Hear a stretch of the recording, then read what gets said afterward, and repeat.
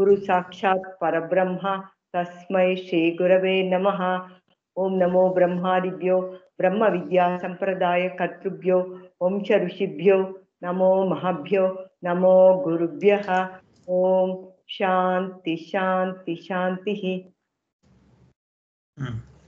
ಭಗವಂತನ ಅನುಗ್ರಹದಿಂದ ನಾವು ಈ ಬೃಹದಾರಣ್ಯಕದ ಭಾಷ್ಯ ಭಾಗ ಅಲ್ಲಿ 303 ಆಗಿತ್ತು. 20ನೇ ಮಂತ್ರ ಅಲ್ಲಿ 304ನೇ ಭಾಷ್ಯ ಭಾಗನ ನೋಡ್ಬೇಕಾಗಿದೆ ನಾವು ಈಗ. 20ನೇ ಮಂತ್ರದಲ್ಲಿ ಏನ್ ಹೇಳಿದೆ ಅಂತ ಸ್ವಲ್ಪ ಹೇಳ್ಬಿಟ್ಟು ಮುಂದುವರಿ. ಆ 20ನೇ ಮಂತ್ರದಲ್ಲಿ ಏನ್ರಿಂದ ಬಂದ 2 ಪ್ರಶ್ನೆ ಬಂದಿತ್ತಲ್ಲ. ಕೊಯ್ಶ ತದಾಭೂತ್ ಆಮೇಲೆ ಕುತ ಏತದಾಗಾತ್ ಅಂತ 2 ಪ್ರಶ್ನೆಗೆ ಉತ್ತರದ ರೂಪದಲ್ಲಿ ಮೊದಲನೇ ಪ್ರಶ್ನೆಗೆ ಉತ್ತರ ಆಯ್ತು. ಈಗ 2ನೇ ಪ್ರಶ್ನೆ ಕುತ ಏತದಾಗಾತ್ ಅಂತ ಆ ಪ್ರಶ್ನೆಗೆ ಇಲ್ಲಿ 20ನೇ ಮಂತ್ರದಲ್ಲಿ ಹೇಳಿದ್ದಾರೆ. ಹೆಂಗೆ ಅಂದ್ರೆ 2 ಎಕ್ಸಾಂಪಲ್ ಕೊಟ್ಟಿದ್ದಾರೆ. ಒಂದು ಜೇಡರ ಹುಳು ಊರ್ಣನಾಭಿ ಅಂತ, ಇನ್ನೊಂದು ಬೆಂಕಿಯ ಕಿಡಿ. ಅದರಿಂದ ಈ ಅದರಿಂದನೇ ಎಲ್ಲ ಸೃಷ್ಟಿಯಾಗಿದೆ ಅಂತ ಇಲ್ಲಿ ಮಂತ್ರದಲ್ಲಿ ಬಂದಿದೆ. ಅಲ್ಲಿ ಆತ್ಮನಿಗಿಂತ ಬೇರೆ ವಸ್ತು ಇಲ್ಲೇ ಇಲ್ಲ, ಈ ಪ್ರಪಂಚ ಆತ್ಮನಿಂದಲೇ ತೋರ್ತಾ ಇದೆ ಅಂತ. ಆತ್ಮನೇ ಇರೋದು, ಅದು ವ್ಯತಿರಿಕ್ತವಾಗಿ ಏನು ಇಲ್ಲ, ಬೇರೆ ಇಲ್ಲ ಅಂತ ನಮ್ಗೆ ಅಲ್ಲಿ 303ನೇ ಮಂತ್ರದಲ್ಲಿ ನೋಡಿದ್ವಿ. ಈಗ ಇಲ್ಲಿ ಬ್ರಹ್ಮದ ರಹಸ್ಯಾಭಿಧಾನ ಅಂತ ಶೀರ್ಷಿಕೆ ಕೊಟ್ಟಿದ್ದಾರೆ. ಅಂದ್ರೆ ಮಂತ್ರದಲ್ಲಿ ಯಾವ್ದನ್ನ ಇದು ಈ ಭಾಷೆ ಬಗ್ಗೆ ಎಕ್ಸ್ಪ್ಲೇನ್ ಮಾಡ್ತಿರೋದು ಅಂತ ಇವತ್ವರೆಗೂ ಹೇಳಿದ್ರೆ ಉಳಿದಿದ್ದೆ ಹೇಳಿ. ಅದು ಎಲ್ಲಾನು ಅದರಿಂದ ಬಂತು ಅಂತ ಆಮೇಲಿಂದ ಅದು ಇದು ಅದನ್ನ ಎಲ್ಲಾ ಭೂತಗಳು ಎಲ್ಲಿಂದ ಬಂತು ಅದನ್ನ ಹೇಳಕ್ಕೆ ಬಂದಿದೆ ಇಲ್ಲಿ ಈ ಉಪನಿಷತ್ತು. ಸತ್ಯದ ಸತ್ಯವು ಅಂತ ಯಾವ ಸತ್ಯ ಅವನು ತಿಳ್ಕೊಂಡಿದ್ನಲ್ಲ ಅದಕ್ಕಿಂತ ಹಿಂತಡಿಕೆ ಆಗಿರುವಂತ ಸತ್ಯನ ಹೇಳೋದಕ್ಕೆ ಬಂದಿದೆ. ಅದ್ರದ ಭಾಷೆ ಭಾಗ ಇವಾಗ ನೋಡ್ಬೇಕಾರದು ನಾವು. ಸತ್ಯಸ್ಯ ಸತ್ಯಂ ಮತ್ತೆ ತಸ್ಯೋಪನಿಷತ್ ಸತ್ಯಸ್ಯ ಸತ್ಯಂ ಅಂತ ಇದೆಯಲ್ಲ, ಈ ತಸ್ಯೋಪನಿಷತ್ ಸತ್ಯಸ್ಯ ಸತ್ಯಂ ಅಂತ ಏನಿದೆಯಲ್ಲ ಅದೇನು ಅಂತ ನೋಡೋದಕ್ಕೋಸ್ಕರ ಈ ಭಾಷೆಯ ಭಾಗ ತಗೊಂಡು ಹೇಳ್ತಾ ಇರೋದು. ಹೇಳಿ. ಇದು ಈಗ ಬ್ರಹ್ಮದ ರಹಸ್ಯಾಭಿಧಾನ ಅಂತ ಇಲ್ಲಿ ಉಪನಿಷತ್ ಬಾಗೆ ಹೆಡ್ಡಿಂಗ್ ಕೊಟ್ಟಿದ್ದಾರೆ. ಈ ಯಾವ ಆತ್ಮನಿಂದ ಸ್ಥಾವರ ಜಂಗಮ ರೂಪವಾದ ಈ ಜಗತ್ತು ಬೆಂಕಿಯ ಕಿಡಿಗಳಂತೆ ಯಾವಾಗಲೂ ಸಿಡಿದು ಬರುತ್ತಿರುವುದೋ ಮತ್ತು ಯಾವುದರಲ್ಲಿಯೇ ನೀರಿನಲ್ಲಿ ಗುಳ್ಳೆಗಳಂತೆ ಅಡಗುತ್ತಿರುವುದೋ ಮತ್ತು ಯಾವುದರ ರೂಪವಾಗಿಯೇ ಸ್ಥಿತಿ ಕಾಲದಲ್ಲಿ ಇದ್ದುಕೊಂಡಿರುವುದೋ ಅಂತ. ಈ ಆತ್ಮನಿಂದನೇ ಈ ಪ್ರಪಂಚ ಅಂದ್ರೆ ಎಲ್ಲಾ ಲೋಕಗಳು ದೇವತೆಗಳು ಎಲ್ಲ ಸೃಷ್ಟಿಯಾಗಿರೋದು ಈ ಆತ್ಮನಿಂದನೇ ಅಂತ. ಅಲ್ಲಿ ಈ ಜಗತ್ತು ಅಲ್ಲಿ ಎಕ್ಸಾಂಪಲ್ ಆಗಿ ಬೆಂಕಿಯ ಕಿಡಿಗಳಂತೆ, ಬೆಂಕಿಯ ಕಿಡಿಯಿಂದ ಬರೋದು, ಬೆಂಕಿಯ ಗುಣಗಳೆಲ್ಲ ಅದರಲ್ಲೇ ಇರುತ್ತೆ ತಾನೆ, ಅದು ಸಿಡಿದು ಬರುತ್ತೆ. ಬೆಂಕಿಯಿಂದ ಬಂದ್ರು ಬೆಂಕಿಯ ಸ್ವಭಾವ ಎಲ್ಲ ಅದರಲ್ಲಿ ಇರುತ್ತೆ. ಮತ್ತೆ ನೀರಿನ ಗುಳ್ಳೆ ನೀರಲ್ಲೇ ತೋರುತ್ತೆ, ನೀರಲ್ಲೇ ಅಡಕೊಳ್ಳುತ್ತೆ. ಮತ್ತು ಅದನ್ನ ಸರಿಯಾಗಿ ಅರ್ಥ ಮಾಡ್ಕೊಳ್ಳಿ ಅಂತ ಶ್ರುತಿಯಲ್ಲಿ ಕೊಟ್ಟಿರೋಂತ ಉದಾಹರಣೆ ಜೊತೆಗೆ ಅವರು ಸುಲಭವಾದ ಉದಾಹರಣೆ ಆಚಾರ್ಯರು ಕೂಡ ಕೊಡ್ತಾ ಇದ್ದಾರೆ. ನೀರಿನ ಮೇಲ್ಗಡೆನೆ ನೀರಿನ ಗುಳ್ಳೆ ಎತ್ಕೊಂಡು ಅದರೊಳಗೆ ಅಡಗುತ್ತಲ್ಲ ಆ ರೀತಿಯಾಗಿ ಅಂತ. ಅಂದ್ರೆ ನಾವಿಲ್ಲಿ ನೋಡ್ಕೊಂಡಿದ ತಕ್ಷಣ ನಾವು ಮನಸ್ಸಿನಲ್ಲಿ ನಾವೇನ್ ತಗೊಳ್ಬೇಕು, ನಾವು ಪ್ರಪಂಚ ಸತ್ಯ ಅದರ ವ್ಯವಹಾರ ಮಾಡ್ತಾನೆ ಬರೀ ಅದೇ ಅಲ್ವಾ ನಮ್ಗಿರೋಂಥದ್ದು. ಅದು ಹೀಗೆ ಅನ್ನುವಂಥ ಒಂದು ಮನಸ್ಸಲ್ಲಿ ಒಂದು ನಿಲ್ಬೇಕದು. ಹೀಗೆ ನೀರಿನ ಗುಳ್ಳೆ ಹೇಳ್ತಾ ಇದೆ ಅರ್ಥ ಇದೆ ಅಷ್ಟೇನೆ. ನೀರಿನ ಗುಳ್ಳೆ ಹೇಳ್ಬಾರ್ದು ಅಂತ ಏನ ಕಾನೂನು ಇಲ್ವಲ್ಲ. ನೀರಿನಲ್ಲಿ ಗುಳ್ಳೆ ಹೇಳ್ಬೋದು, ಏನಾದ್ರೂ ಹೇಳ್ಬೋದು.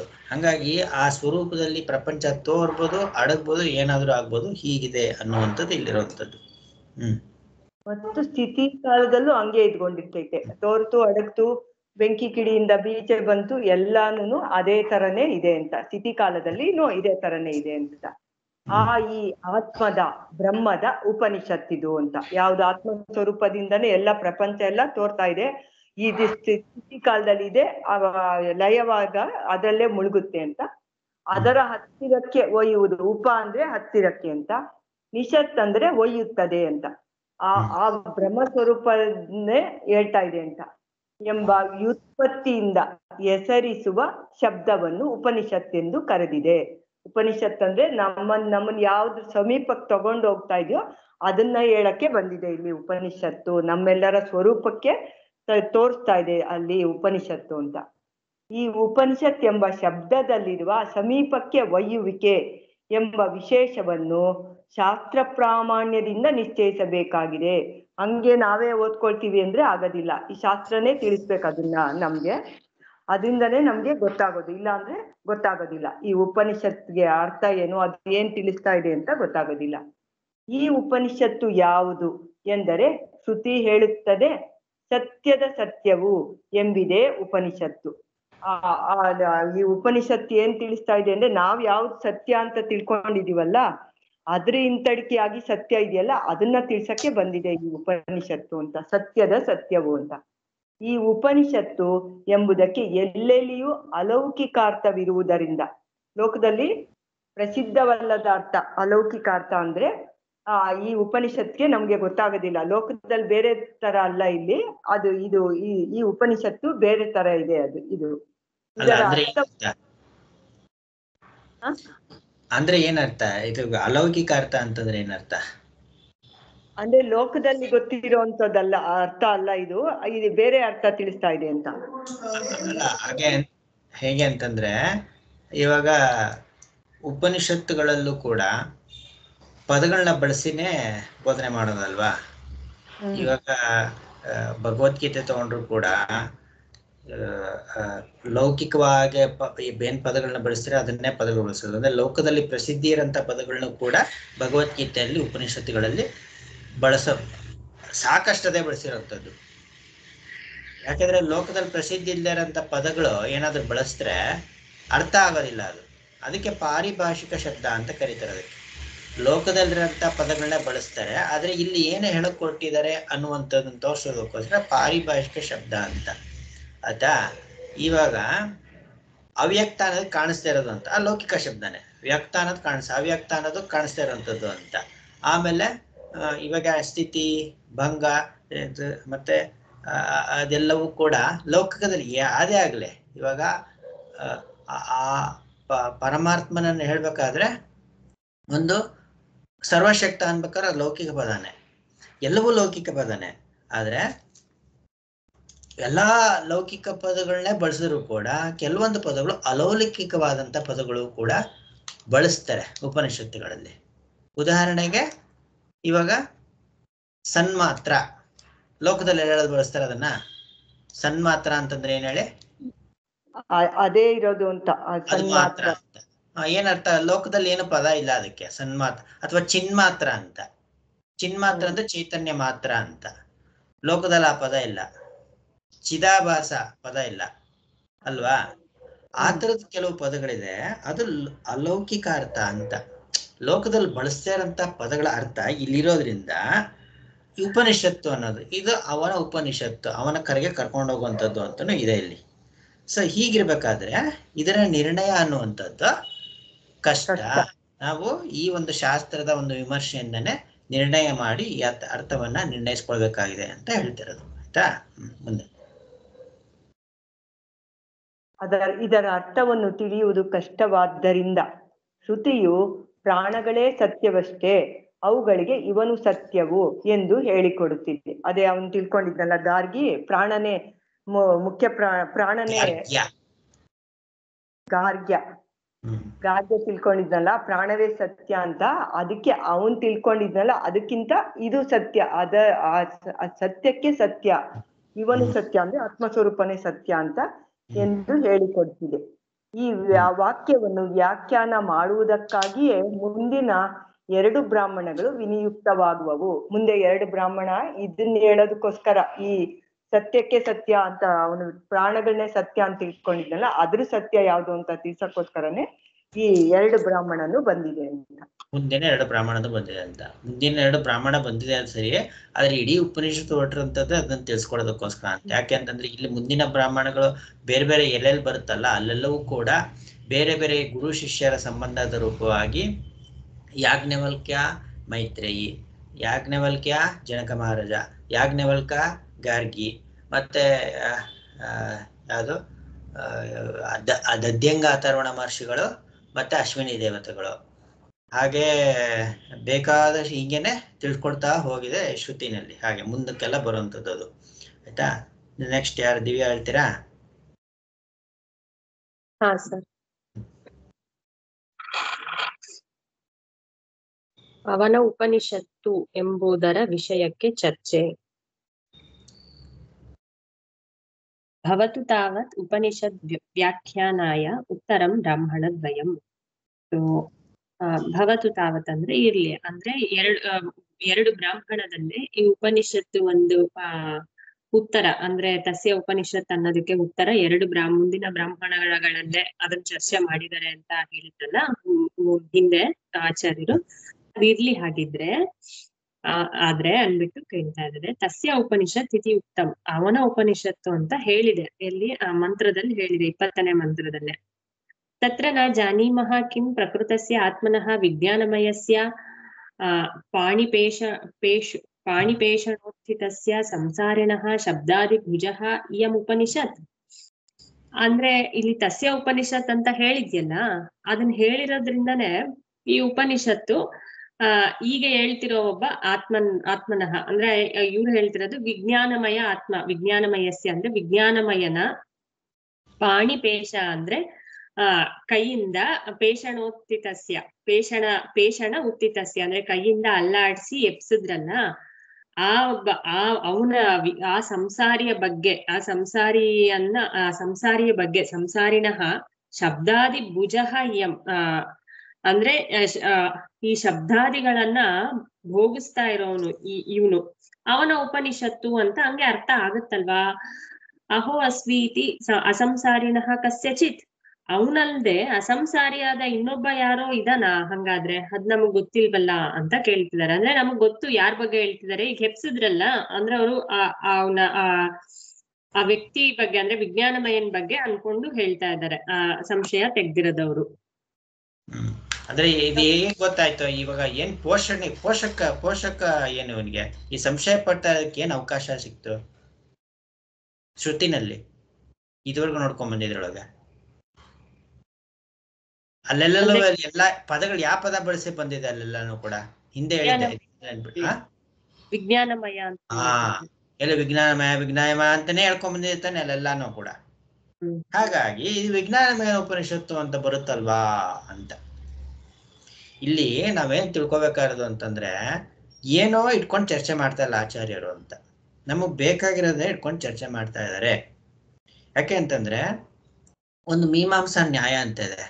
ಶಂಕರಾಚಾರ್ಯರು ಆ ಮೀಮಾಂಸಾ ನ್ಯಾಯವನ್ನು ಎಲ್ಲೂ ಕೂಡ ಮೀರಿಲ್ಲ ಅವರು. ಅಂದ್ರೆ ಈ ಶ್ರುತಿ ವಾಕ್ಯಕ್ಕೆ ಹೇಗೆ ನಮ್ಗೆ ಇಷ್ಟ ಬಂದಂಗೆ ನಿರ್ಣಯ ಮಾಡಂಗಿಲ್ಲ. ಇವಾಗ ನಿಂಗೆ ಏನೋ ಒಂದು ಈಕ್ವೇಶನ್ ಕೊಟ್ರೆ, ಮ್ಯಾಥಮೆಟಿಕ್ಸ್ ಈಕ್ವೇಶನ್ ಕೊಟ್ರೆ ನನ್ಗೆ ಇಷ್ಟ ಬಂದಾಗ ನಾನು ಲೆಕ್ಕ ಬಿಡಿಸ್ತೀನಿ ಅಂದ್ರೆ ಆಗಲ್ಲ. ಅದು ಸರಿ ಇರ್ಬೋದು, ನಿಮ್ ಈ ರೀತಿಯಾಗಿ ಬಿಡಿಸಿದ್ರೆ ಕುದೋರ್ಸ್ಬೇಕು ನೀನು ಅಂತ ಇರುತ್ತೆ, ಆಯ್ತಾ? ಹಾಗೆ ಅಂತ ಹೇಳಿ.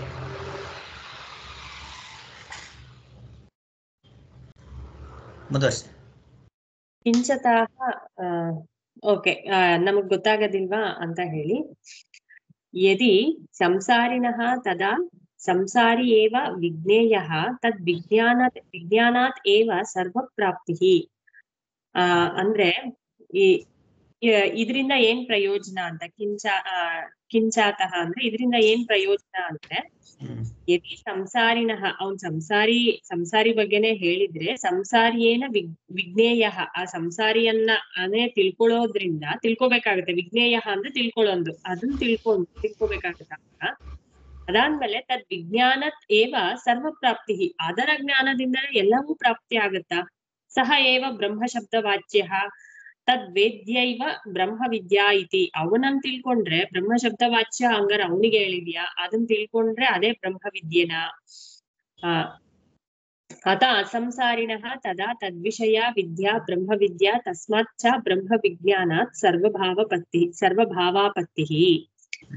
ಆದ್ದರಿಂದಲೇ ಆಗ್ಬಿಡುತ್ತಾ ಅಂತ ಕೇಳ್ತಾ ಇದಾರೆ. ಆದ್ರಿಂದಾನೆ, ಹಾಗಿಲ್ದೇ ಇರೋದ್ರಿಂದ ಈಗ ಅವನನ್ನ ಆ ವಿಜ್ಞಾನಮಯನ್ನ ತಿಳ್ಕೊಂಡ ತಕ್ಷಣ ನಮ್ಗೆ ಬ್ರಹ್ಮ ಪ್ರಾಪ್ತಿ ಆಗೋದಿಲ್ವಲ್ಲ. ಆದ್ದರಿಂದ ಅಸಂಸಾರಿಯಾಗಿರುವ ಅವನು ವಿದ್ಯೆ ಅಸಂಸಾರಿ ಆಗಿದ್ರೆ, ಆ ತರದವನೊಬ್ಬ ಇದ್ರೆ ಅವನ್ನ ತಿಳ್ಕೊಂಡಾಗ ನಮ್ಗೆ ಬ್ರಹ್ಮ ವಿದ್ಯೆ ಬರುತ್ತೆ. ಬ್ರಹ್ಮ ವಿಜ್ಞಾನ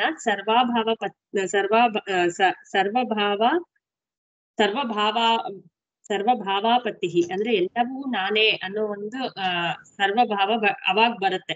ಅಸಂಸಾರಿ ಆಗಿರೋನ್ ತಿಳ್ಕೊಂಡ್ರೆ ತಾನೇ ಅದ್ ಬರೋದು. ಇದನ್ನ ವಿಜ್ಞಾನಮಯನ್ ತಿಳ್ಕೊಂಡ್ರೆ ಅದ್ ಬರಲ್ವಲ್ಲ ಅಂತ ಸಂಶಯ. ಸಂಸಾರಿಯ ವಿಜ್ಞಾನದಿಂದ ಸರ್ವಭಾವವೋ ಅಥವಾ ಅಸಂಸಾರಿಯ ವಿಜ್ಞಾನದಿಂದ ಸರ್ವಭಾವವೋ ಅನ್ನೋದು ಚರ್ಚೆಯಲ್ಲಿ ಹೆಂಗಾಗುತ್ತಾ ಅಂತ.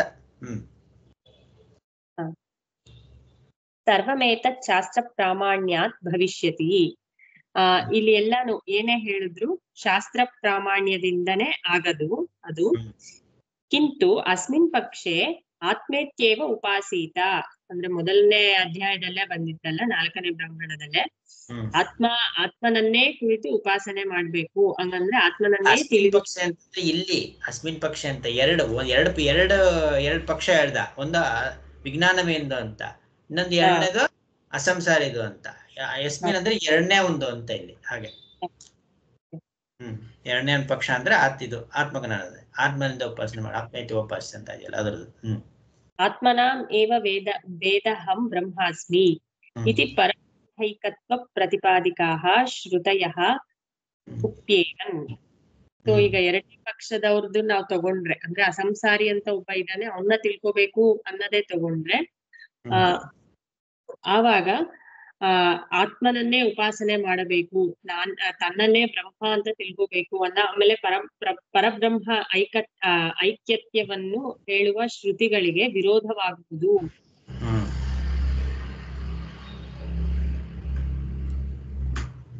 ಸಂಸಾರಿಣಃ ಚ ಅನ್ಯಸ್ಯ ಅಭಾವೇ ಉಪದೇಶ ಅನರ್ಥಕ್ಯಾತ್. ಏನಕ್ಕೆ ಅಂದ್ರೆ ಆವಾಗ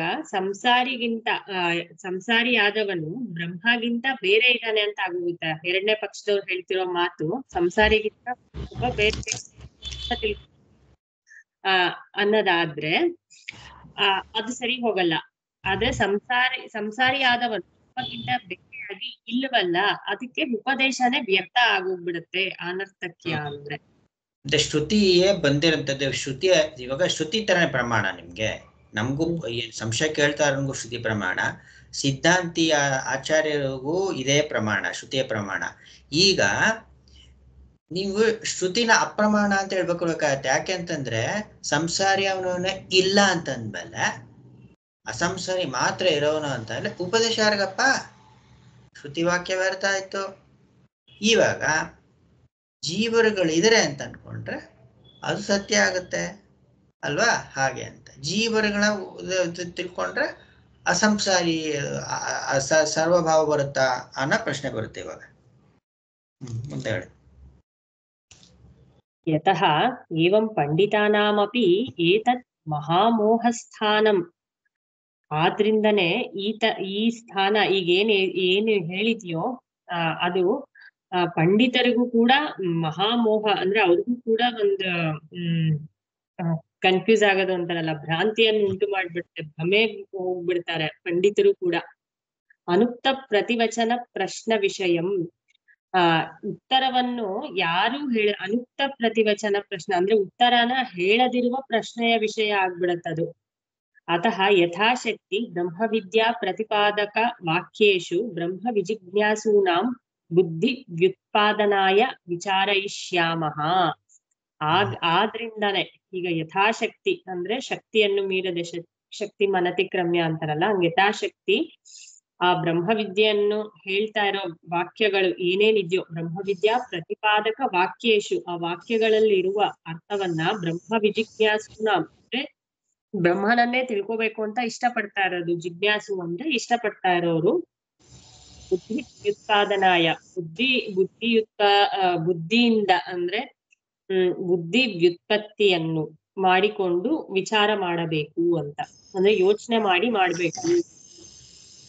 ಇವಾಗ ಆಚಾರ್ಯರಲ್ಲಿ ಏನೋ ಬರೆದಿದ್ದಾರೆ ಯಥಾಶಕ್ತಿ ಅಂತ ಬರ್ದಿದ್ದಾರೆ, ಸರಿ ಅದು.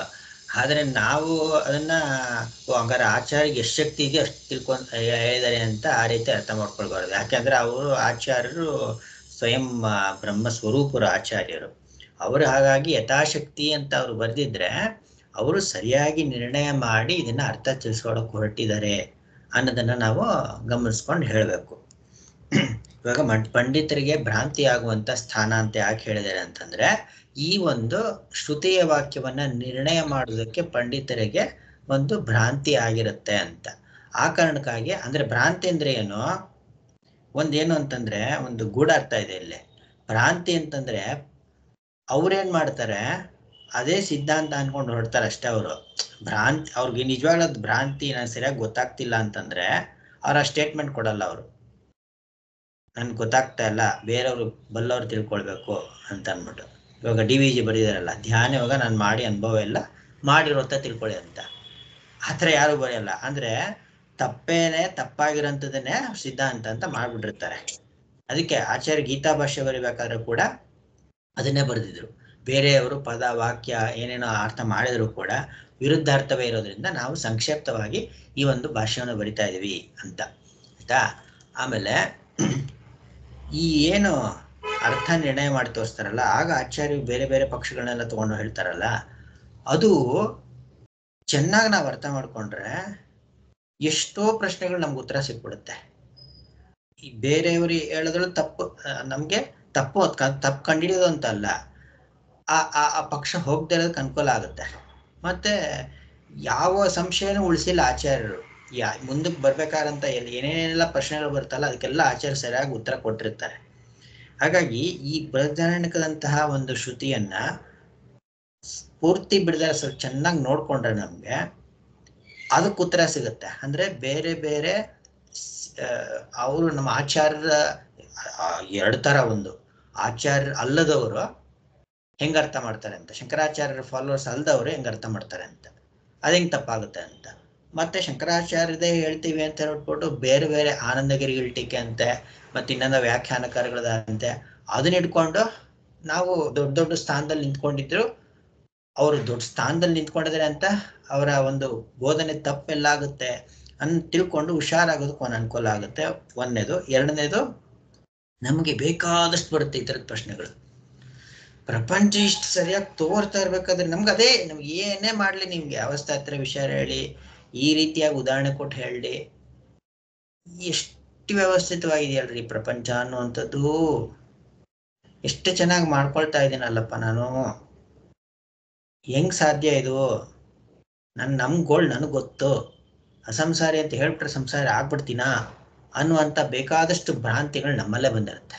ಹಾಗಾಗಿ ಇದಕ್ಕೆಲ್ಲ ಇಲ್ಲಿ ಉತ್ತರವನ್ನ ಹೇಳ್ತಾ ಇದ್ದಾರೆ ಅಂತ. ಇನ್ನು ಮುಂದಿಂದ ನೀವು ಮುಂದುವರಿಸ್ತೀರಾ ಅಥವಾ ಇವ್ರು ಹೇಳ್ತೀರಾ?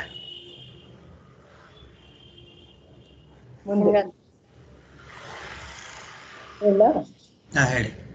ಇದು ವಿಜ್ಞಾನಮಯನ ಉಪನಿಷತ್ತಿದು ಅಂತ ಇನ್ನೊಬ್ಬ ಪೂರ್ವ ಪಕ್ಷ. ಮೊದಲನೆಯದಾಗಿ ಅಸಂಸಾರಿಯಾದ ಪರಮಾತ್ಮನು ಇಲ್ಲ, ಸಂಸಾರಿಯಾಗಿರೋನೇ ಇಲ್ಲ, ಜೀವನದ್ದೇ ಇದು ಪ್ರಕರಣ, ಜೀವನ ವಿಷಯವಾಗಿ ಹೇಳ್ತಾ ಇದೆ ಅಂತ.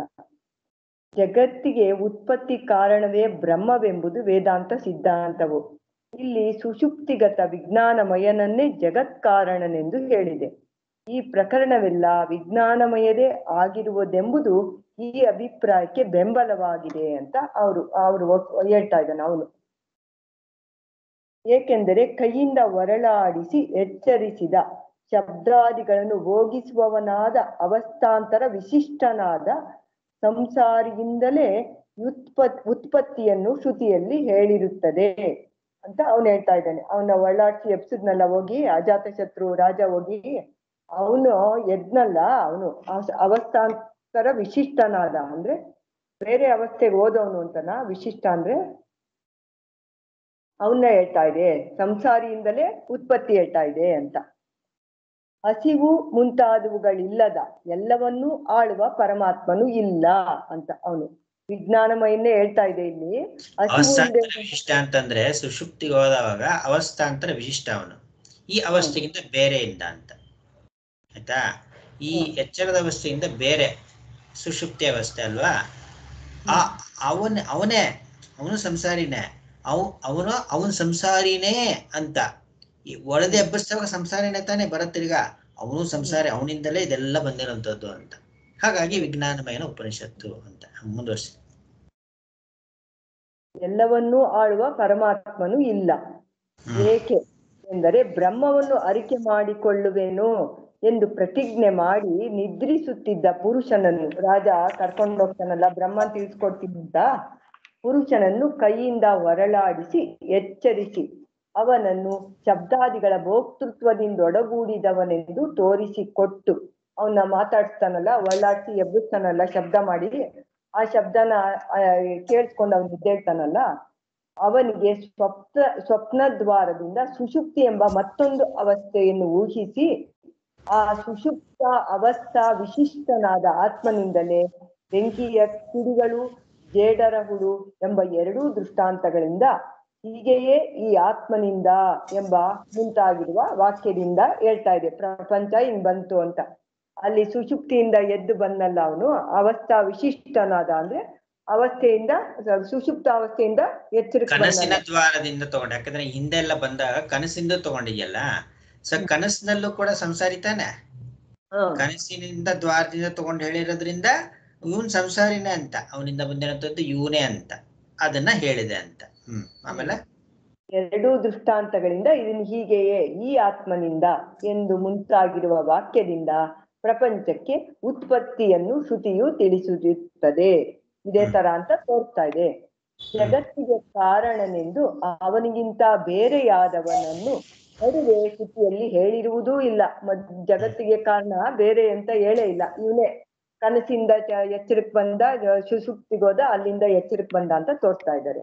ಅಂದ್ರೆ ಅಸಂಸಾರಿ ಅಂತ ಬೇರೆ ಇರ್ತಾನೆ ಅಂತ ಅಲ್ಲ ಅರ್ಥ, ಹಾಗೆ ಅಂತ. ಅದಕ್ಕೆ ಪೋಷಕನೇ ಹೇಳ್ತಾನೆ, ಏನ ಪೋಷಣೆ ಅಂತ. ಮುಂದೆ ವಿಜ್ಞಾನಮಯನದೇ ಅಲ್ಲವೇ ಈ ಪ್ರಕರಣವು ಅಂತ, ಅವನು ಮಲ್ಗಿನವ್ರು ನೆಪ್ಸಿದ್ರಲ್ಲ, ಅಲ್ಲೇ ವಿಜ್ಞಾನಮಯನೇ ಅವನು ಅಂತ ಹೇಳ್ತಾ ಇದ್ದಾರೆ. ಶ್ರುತಿಲಿ ಏನ್ ಬಂದಿದೆ? ವಿಜ್ಞಾನಮಯ, ವಿಜ್ಞಾನ ಅದೇ ತಾನೆ, ಒಂಥರ ಪಲ್ಲವಿ ತರ ಅದೇ ತರ ಬಂದಿರೋಂಥದ್ದು, ವಿಜ್ಞಾನಮಯ ವಿಜ್ಞಾನಮಯ ಅಂತ. ಅಂದ್ರೆ ಅವ್ನ ಇದಕ್ಕೆ ಅವನ ಮಾತಿಗೆ ಶ್ರುತಿಯಲ್ಲೇ ನೋಡಿ ಹಂಗೆ ಬಂದಿದೆ, ಪ್ರಕರಣ ವಿಜ್ಞಾನಮಯ ಪ್ರಕರಣ ಅಂತಾನೆ ಅವನು ಹೇಳ್ತಾ ಇರೋದು. ಕೌಶಿತಕಿಗಳ ಶ್ರುತ್ಯಂತರದಲ್ಲಿ ಸಮಾನ ಪ್ರಕರಣದಲ್ಲಿ ಅಲ್ಲೂ ಆ ಉಪನಿಷತ್ತಲ್ಲೂ ಇದೇ ತರ ಬಂದಿದೆ. ಕೌಶಿಕಿ ಉಪನಿಷತ್ತಿನಲ್ಲಿ ಇದೇ ತರ ಅಂತಂದ್ರೆ ಇದೇ ಅಜಾತಶತ್ರು ದೊಡ್ಡಗಾರಿಗೆ ಬಾಲಕಿ ತರನೇ ಅಲ್ಲೂ ಬಂದಿದೆ, ಅಲ್ಲೂ ಕೂಡ ಅಂತ. ಆದಿತ್ಯಾದಿ ಪುರುಷರನ್ನು ಪ್ರಾರಂಭಿಸಿ ಅವನು ಹೇಳಿದನೇನೆಂದರೆ, ಬಾಲಕಿಯೇ, ಯಾವನು ಈ ಪುರುಷರ ಕರ್ತನೋ, ಯಾವನಿಗೆ ಇದು ಕರ್ಮವೋ ಅವನನ್ನೇ ತಿಳಿಯಬೇಕು ಎಂದು ಹೇಳಿದೆಯೇ ಹೊರತು ಮತ್ತೊಂದು ವಸ್ತುವನ್ನು ತಿಳಿಯತಕ್ಕದ್ದೆಂದು ಹೇಳಿರುವುದಿಲ್ಲ. ಇಲ್ಲೂ ಅದೇ ತರನೇ ಆ ಬ್ರಾಹ್ಮಣದಲ್ಲೂ ಆ ಉಪನಿಷತ್ತಲ್ಲೂ ಇದೇ ತರ ಬಂದಿದೆ ಅಂತ. ಇದರಂತೆ ಮುಂದೆ ಅಂದ್ರೆ ಪ್ರಶ್ನೆ ಅರ್ಥ ಮಾಡ್ಕೊಳ್ಬೇಕು ಸರಿಯಾಗಿ. ಅವನನ್ನೇ ತಿಳಿಸಿದೆ ಹೊರತು ಅಂತಂದ್ರೆ, ಇವಾಗ ಮಡಿಕೆಯನ್ನು ನೋಡ್ಬಿಟ್ಟು ಮಡಿಕೆ ಸಾರ ಮಣ್ಣನ್ನೇ ತಿಳಿಸಿದೆ ಅಂತ ಹೇಳಂಗಲ್ಲ ಅವನು ಹೇಳ್ತಾ ಇರೋದು. ಮಡಿಕೆ ಆ ಕಾನ್ಸೆಪ್ಟ್ ಅವನಿಗೆ ಇಲ್ವೇ ಇಲ್ಲ. ಮಡಿಕೆಯ ಸಾರ ಮಣ್ಣು ಅನ್ನೋ ಕಾನ್ಸೆಪ್ಟ್ ಅಲ್ಲ ಅವ್ನಿಗೆ ಹೇಳ್ತಾ ಇರೋದು. ನೋಡಪ್ಪ, ಈ ಜೀವರುಗಳೆಲ್ಲ ಇದ್ರಲ್ಲ, ಅವನನ್ನೇ ತಿಳ್ಕೊಳ್ಬೇಕು, ವಿಜ್ಞಾನಮಯನನ್ನೇ ತಿಳ್ಕೊಳ್ಬೇಕು ಅಂತ ಹೇಳಕ್ ಹೊರಟಿದೆ ಅಂತ. ಇದರಂತೆ ಮುಂದೆ ಇಲ್ಲಿಯೂ, ಆದರೆ ಆತ್ಮನ ಕಾಮಕ್ಕಾಗಿ ಸರ್ವವೂ ಪ್ರಿಯವಾಗಿರುತ್ತದೆ ಎಂದು ಹೇಳಿ ಅಲ್ಲೂ ಹೇಳ್ತಲ್ಲ, ಆತ್ಮನಿಗೋಸ್ಕರನೇ ಎಲ್ಲ ಇಷ್ಟ ಆಗಿರುತ್ತೆ ಅಂತ ಹೇಳ್ತಲ್ಲ, ಅದನ್ನು ಯಾವ ಪುರುಷನು ಪ್ರಿಯನೆಂದು ಪ್ರಸಿದ್ಧನಾಗಿರುವನೋ ಅವನನ್ನೇ ಕಾಣತಕ್ಕದ್ದು, ಕೇಳತಕ್ಕದ್ದು, ಮನನ ಮಾಡತಕ್ಕದ್ದು, ಧ್ಯಾನ ಮಾಡತಕ್ಕದ್ದು ಎಂದು ಹೇಳಿರುತ್ತದೆ. ಅಲ್ಲೇ ಅವನಿಗೋಸ್ಕರನೇ ಎಲ್ಲ ಪ್ರಿಯ ಆಗಿರುತ್ತೆ ಅಂತ ಪುರುಷನ್ನೇ ಹೇಳ್ತಾ ಇದೆ ಇಲ್ಲೂನು ಅಂತ. ಹೀಗಿರುವುದರಿಂದ ವಿದ್ಯೆಯನ್ನು ಉಪಕ್ರಮಿಸಿರುವ ಕಾಲದಲ್ಲಿ ಆತ್ಮನೆಂದೇ ಉಪಾಸನೆ ಮಾಡಬೇಕು. ಇದು ಪುತ್ರನಿಗಿಂತ ಪ್ರಿಯವಾದದ್ದು, ವಿತ್ತಕ್ಕಿಂತ ಪ್ರಿಯವಾದದ್ದು. ಅಲ್ಲೂ ಅದೇ ತರ ಆತ್ಮನೆಂದೇ ಉಪಾಸನೆ ಮಾಡ್ಬೇಕು ಅಂತ ಜೀವಂತಾನೆ ಉಪಾಸನೆ ಮಾಡೋದು, ಅದನ್ನೇ ಹೇಳ್ತಾ ಇದೆ ಅಂತ ಇಲ್ಲೂ ಮತ್ತೆ ಹೇಳ್ತಾ ಇದ್ದಾರೆ. ಅದು ನಾನು ಬ್ರಹ್ಮವಾಗಿದ್ದೇನೆಂದು ತನ್ನನ್ನೇ ಅರಿತುಕೊಂಡಿತು, ಅವನು ತಿಳ್ಕೊಂಡ ಅಂತ ತನ್ನನ್ನೇ ಅರಿತುಕೊಂಡಿತು. ಇವೇ ಮುಂತಾದ ವಾಕ್ಯಗಳಿಗೆ ಪರಮಾತ್ಮನೊಬ್ಬನು ಇಲ್ಲವೆಂಬ ಪಕ್ಷದಲ್ಲಿಯೇ ಆನುಗುಣ್ಯ ಉಂಟಾಗುವುದು. ಇವೆಲ್ಲಾ ವಾಕ್ಯಗಳನ್ನು ನೋಡಿದ್ರೆ ಪರಮಾತ್ಮನ ಇಲ್ಲ, ಇವನೇ ಜೀವನೇ ಇರೋದು, ಇವನೇ ಯಾರು ವಿಜ್ಞಾನಮಯ ಆತ್ಮನೇ ಇರೋದು ಅಂತ ನಮ್ಗೆ ಗೊತ್ತಾಗುತ್ತೆ. ಪುರುಷನು ನಾನೇ ಆತ್ಮನು ಎಂದು ಅರಿತುಕೊಂಡವನಾದರೆ ಶರೀರವನ್ನು ಅನುಸರಿಸಿ ಏತಕ್ಕೆ ತಾಪಗೊಳ್ಳುವನು ಎಂದು ಮುಂದೆಯೂ ಹೇಳಿಯೂ ಇದೆ. ಅಂದ್ರೆ ಉಪಕ್ರಮೋಪಸಂಹಾರಗಳಿಂದ ಈ ಉಪನಿಷತ್ತಿನಲ್ಲಿ ವಿಜ್ಞಾನಮಯವೇ ವೇದ್ಯನೆಂದು ಸಿದ್ಧವಾಗುತ್ತದೆ. ಅವನನ್ನ ಹತ್ಕೊಂಡ್ಬಿಟ್ರೆ ಯಾತಕ್ಕೆ ಅವನಿಗೆ ಇದಾಗುತ್ತೆ, ಅವನನ್ನೇ ಅವನು ಅರಿತುಕೊಂಡ ಅಂತ ಆಗುತ್ತಲ್ಲ ಅಂತ ಅಲ್ಲಿ ಹೇಳ್ತಾ ಇದ್ದಾರೆ. ಅದನ್ನು ಎಲ್ಲ ವೇದಾಂತಗಳಲ್ಲಿಯೂ ನಾನು ಎಂಬ ಒಳಗಿನ ಆತ್ಮನೇ ಬ್ರಹ್ಮವೆಂದು ತಿಳಿದುಕೊಳ್ಳಬೇಕೆಂದು ಹೇಳಿದೆಯೇ ಹೊರತು ಶಬ್ದಾದಿಗಳಂತೆ ಇದು ಬ್ರಹ್ಮ ಎಂದು ಹೊರಗೆ ತಿಳಿದುಕೊಳ್ಳಬೇಕೆಂದು ತಿಳಿಸಿರುವುದಿಲ್ಲ. ಒಳಗಡೆ ನಾನೇ ಬ್ರಹ್ಮ ಅಂತ ಎಲ್ಲಾ ಕಡೆಯಲ್ಲಿ ಹೇಳ್ತಾ ಇರೋದು ವೇದಾಂತದಲ್ಲ ಇದನ್ನೇ ಅಂತ. ಹೇಳ್ತಾ ಇರೋದು ಏನು ಅಂತಂದ್ರೆ ಈ ಪ್ರಕರಣ ಮಾತ್ರ ಅಲ್ಲಪ್ಪ, ಮುಂದಿನ 2 ಪ್ರಕರಣ ಅಂತ ಹೇಳ್ತಾರಲ್ಲ, ಎಲ್ಲ ಅಲ್ಲ, ಇಡೀ ಒಂದಷ್ಟು ಉಪನಿಷತ್ತುಗಳು ಉದಾಹರಣೆ ಕೊಟ್ಟ ಇಡೀ ವೇದ ಅಂತಾನೆ ಬಂದಿರೋದು ಅಸಂಸಾರಿ ಅಂತ ತಿಳಿಸೋದಕ್ಕಲ್ಲ ಅಂತ. ತಕ್ಕಂತೆ ಕೌಶಿತಕಿಗಳ ಉಪನಿಷತ್ತಿನಲ್ಲಿಯೇ ವಾಕನ್ನು ಅರಿತುಕೊಳ್ಳಲೆಳಸಬಾರದು, ವಕ್ತೃವನ್ನೇ ಅರಿತುಕೊಳ್ಳಬೇಕು ಎಂದು ಮುಂತಾಗಿರುವ ವಾಕ್ಯದಿಂದ ವಾಗಾದಿ ಕರಣಗಳಿಂದ ಕೆಲಸ ಮಾಡುತ್ತಿರುವ ಕರ್ತೃವನ್ನೇ ಅರಿತುಕೊಳ್ಳಬೇಕೆಂದು ಹೇಳಿದೆ. ವಾಕನ್ನು ಅರಿತುಕೊಬಾರ್ದು, ಅವನು ಹಿಂದೆಗಡೆ ಇದ್ದಾನಲ್ಲ ವಕ್ತೃ, ಅದನ್ನ ವಾಕನ್ನ ತಿಳ್ಕೊಂತಾ ಇರೋ ಜೀವ ಇದ್ದಾನಲ್ಲ ಅವನ್ನೇ ತಿಳ್ಕೊಬೇಕು ಅಂತ ಅಲ್ಲೂ ಬಂದಿದೆ ಅಂತ. ಇವ್ರು ಅಲ್ಲಿ ಉಪನಿಷತ್ತನ್ನು ಕರ್ತೃನೇ ತಿಳ್ಕೊಬೇಕು ಅಂತ ಅಲ್ಲೂ ಹೇಳಿದೆ ಅಂತ ಹೇಳ್ತಾ ಇದ್ದಾರೆ. ಅಂದ್ರೆ ಏನೇನೆಲ್ಲ ನಡೀತಾ ಇದೆಯಲ್ಲ ಇದ್ರೊಳಗೆ ಅದು ಸ್ವಾಮಿಗಳು ಟಿಪ್ಪಣಿಯಲ್ಲಿ ಕೊಟ್ಟಿದ್ದಾರೆ. ಆ ಒಳಗಡೆ ಅವನನ್ನೇ ಅಂತ ಎಲ್ಲವನ್ನೂ ಆತ್ಮನನ್ನೇ ಅರಿಯಬೇಕು ಹೇಳಿರುವುದರಿಂದ ವಿಜ್ಞಾನಮಿಗಿಂತ ಬೇರೆಯಾಗಿ ಈಶ್ವರನು ಇಲ್ಲ ಅಂತ, ಎಲ್ಲ ಜೀವನ ಕೆಲಸವೇ ಇದೆಲ್ಲವೂ ಅಂತ, ಪರಮಾತ್ಮ ಅನ್ನುವಂತ ಅವಶ್ಯಕತೆನೇ ಇಲ್ಲ ಅಂತ. ಆಚಾರ್ಯ ಹೇಳೋದೇನೋ ಸರ್ವೇದಾಂತ ಆರಭ್ಯ ಅಂತ ಆತ್ಮೈಕ ವಿದ್ಯಾ ಪ್ರತಿಪತ್ತಯ್ಯ ಅಂತ. ಮತ್ತೆ ಇಲ್ಲೆಲ್ಲ ಹೇಳಿರುವಂಥದ್ದು ಇದರಿಂದನೇ ಹೇಳಕ್ ಹೊರಟಿರುವಂಥದ್ದು ಅನ್ನೋದು ಇದರಿಂದ ನಿರ್ಣಯ ಆಗುತ್ತೆ ಅಂತ ಅವನ ಒಂದು ಪಕ್ಷ ಇದು. ಫಸ್ಟ್ ಪೂರ್ವ ಪಕ್ಷ ಇದು. ಪೂರ್ವ ಪಕ್ಷ ಅಂತಂದ್ರೆ ಮೊದಲು ತಪ್ಪಾಗಿ ತಿಳ್ಕೊಂಡಿರುವಂತವನು ಇಂಥವನು ಅಂತ. ಆಯ್ತಾ? ಎರಡನೇದು ದಿವ್ಯಾ.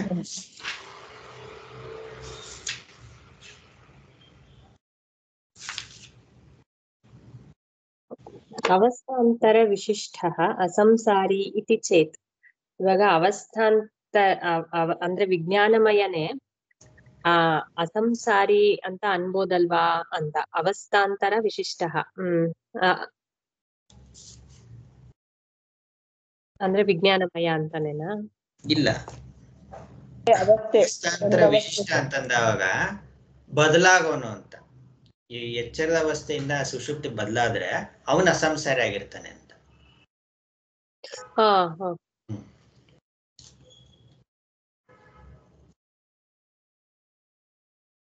ಅಥಾಪಿ ಸ್ಯಾತ್ ಯಃ ಜಾಗರಿತೆ ಶಬ್ದಾದಿಭುಕ್ ವಿಜ್ಞಾನಮಯಃ ಸಹ ಏವ ಸುಷುಪ್ತಾಖ್ಯಂ ಅವಸ್ಥಾಂತರಂ ಗತಿಃ. ಸೊ ಅಂದ್ರೆ ಅದನ್ನ ಹೆಂಗ್ ಹೇಳ್ತಿದಾರೆ ಅಂದ್ರೆ, ಎಚ್ಚರ ಇದ್ದಾಗ ಶಬ್ದಗಳನ್ನು ಅನುಭವಿಸ್ಕೊಂಡು, ಬುಕ್ ಅಥವಾ ಭುಜ ಅಂದ್ರೆ ಅನುಭವಿಸ್ತಾ ಈ ವಿಜ್ಞಾನಮಯ ಇದಾನಲ್ಲ ಅವನೇ ಸುಷುಪ್ತಾಖ್ಯಾನಂ, ಸುಷುಪ್ತ ಅಂತ ಒಂದು ಅವಸ್ಥಾಂತರ ಸುಷುಪ್ತಿಗೆ ಹೋದಾಗ ಅಸಂಸಾರಿ ಪರಹ ಪ್ರಶಾಸಿತ ಅನ್ಯಃ ಸ್ಯಾತ್ ಇತಿ ಚೇತ್. ಅವನೇ ಅಸಂಸಾರಿತ್ವವನ್ನು ಹೊಂದಿದರೆ, ಅವನೇ ಈಗ ಯಾರಲ್ಲಿದಾನೋ ಎಚ್ಚರದಲ್ಲಿ ಯಾರು ಶಬ್ದಾದಿಗಳನ್ನ ಅನುಭವಿಸ್ತಾನೋ ಅವನೇ ಸುಷುಪ್ತಿಗೆ ಹೋದಾಗ ಅಸಂಸಾರಿಯಾಗಿರ್ತಾನಲ್ಲ ಅವನೇ ಪರಮಾತ್ಮನು ಅಂತ ಹೇಳ್ಬೋದಲ್ವಾ ಅಂತ ಕೇಳಿದಾರೆ. ಪ್ರಶಾಸಿತ ಅಂದ್ರೆ ಶಾಸಿಸೋವನು, ಆಳೋವನು ಕೂಡ ಅವನೇ ಅಂತ ಹೇಳ್ಬೋದಲ್ವಾ ಅಂತ ಕೇಳ್ತಾ ಇದ್ದಾರೆ. ಈಗ ಅರ್ಥ ಈಗ ಮಾಡ್ಕೊಬೋದಲ್ವಾ ಅಂತ. ಈಗ ಅವನ ಯಾಕಂದ್ರೆ ಶ್ರುತಿಗೂ ಹೊಂದೋ ತರ ಇರ್ಬೇಕು. ಇಲ್ಲಿ ಒಂಥರ ಏನು ಅಂದ್ರೆ ಜೀವತ್ವ ಬಿಟ್ಕೊಳಕ್ಕೆ ನಮ್ಗೆ ಕಷ್ಟ ಅಲ್ವಾ? ಯಾಕಂದ್ರೆ ಇಷ್ಟೊಂದು ಜೀವತ್ವ ಎಷ್ಟೊಂದು ಸತ್ಯವಾಗಿರ್ಬೇಕಾದ್ರೆ ಒಂದ್ ಕೆಲಸ ಮಾಡ್ಕೊಳ್ಳೋಣ, ಸುಷುಪ್ತಿನಲ್ಲಿ ಪರಮಾತ್ಮನಾಗಿರ್ತೀವಿ ಅಂತ ಒಪ್ಕೊಳ್ಳೋಣ. ಆಯ್ತಾ? ಯಾಕೆ ಶ್ರುತಿಗೋಸ್ಕರ ಒಪ್ಕೊಳ್ಳೋಣ.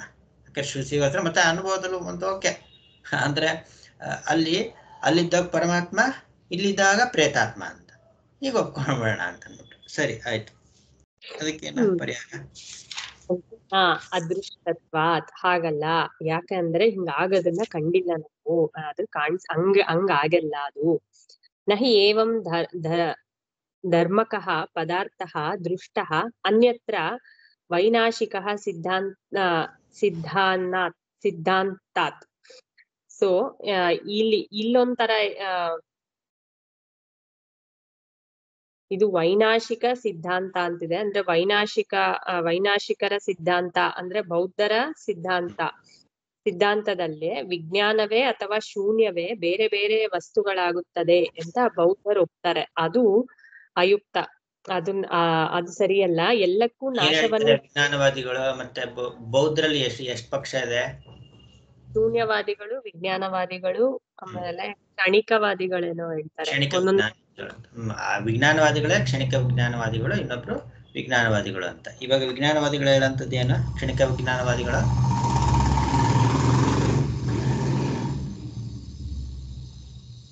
ವಿಜ್ಞಾನಗಳು ಅಂದ್ರೆ ಏನು? ಶೂನ್ಯ ಅಂದ್ರೆ ಏನು? ಶೂನ್ಯ ಅಂದ್ರೆ ಏನು?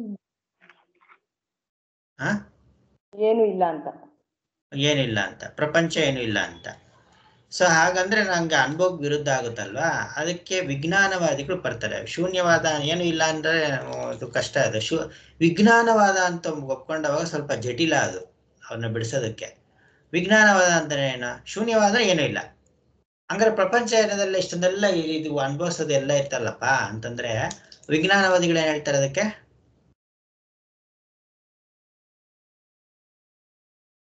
ಪದಾರ್ಥಗಳು ತೋರ್ತಾ ಇದೆಯಲ್ಲ ಅದೇ ಅಷ್ಟೇ ಅಂತ ಹೇಳ್ತಾರೆ.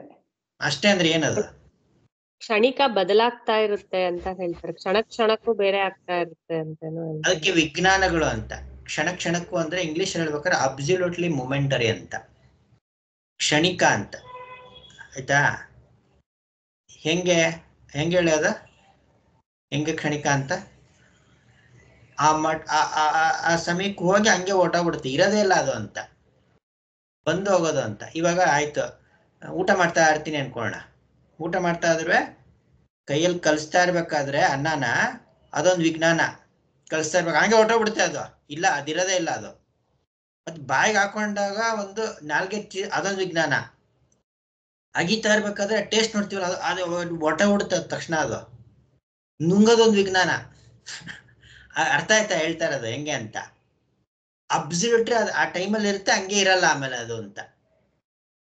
ಅದು ಅಂದ್ರೆ ಇದು ಬದಲಾಗುತ್ತೆ. ಇದು ಅದೇನಂತಂದ್ರೆ ನಮ್ ಪ್ರಪಂಚ ಕಾಣ್ತಾ ಇದೆಯಲ್ಲಪ್ಪ ಅನ್ನೋದಕ್ಕೋಸ್ಕರ ಶೂನ್ಯ ಆದ್ರೆ ಹೆಂಗಾಗ್ಬಿಡುತ್ತೆ, ಇಷ್ಟೊಂದೆಲ್ಲ ಇದೆಯಲ್ಲ ಅಂತಂದಾಗ ಅವ್ರು ಕೊಡೋ ಸಮಾಧಾನ ಇದು, ಎಲ್ಲವೂ ವಿಜ್ಞಾನಗಳು ಅಂತ.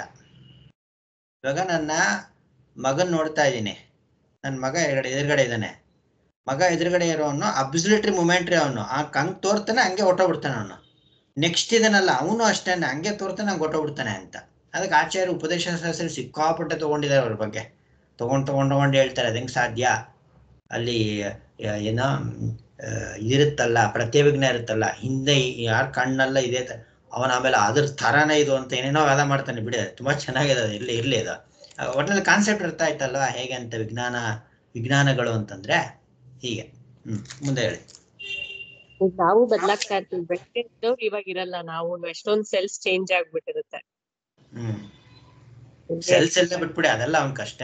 ಸೆಲ್ಸ್ ಗಿಲ್ಸ್ ಅಂತಂದಾಗ ಅದು ಬೇರೆ. ಅದು ಈ ವಿಜ್ಞಾನಿಗಳು ಹೇಳಂತದ್ದು ಅದು, ಅದನ್ನೆಲ್ಲ ಹಿಂಗ್ ಬಂದು ಹೊರಟೋಗ್ಬಿಡುತ್ತೆ ಅಂತ ಅಷ್ಟೇ. ಹೇಳಿ.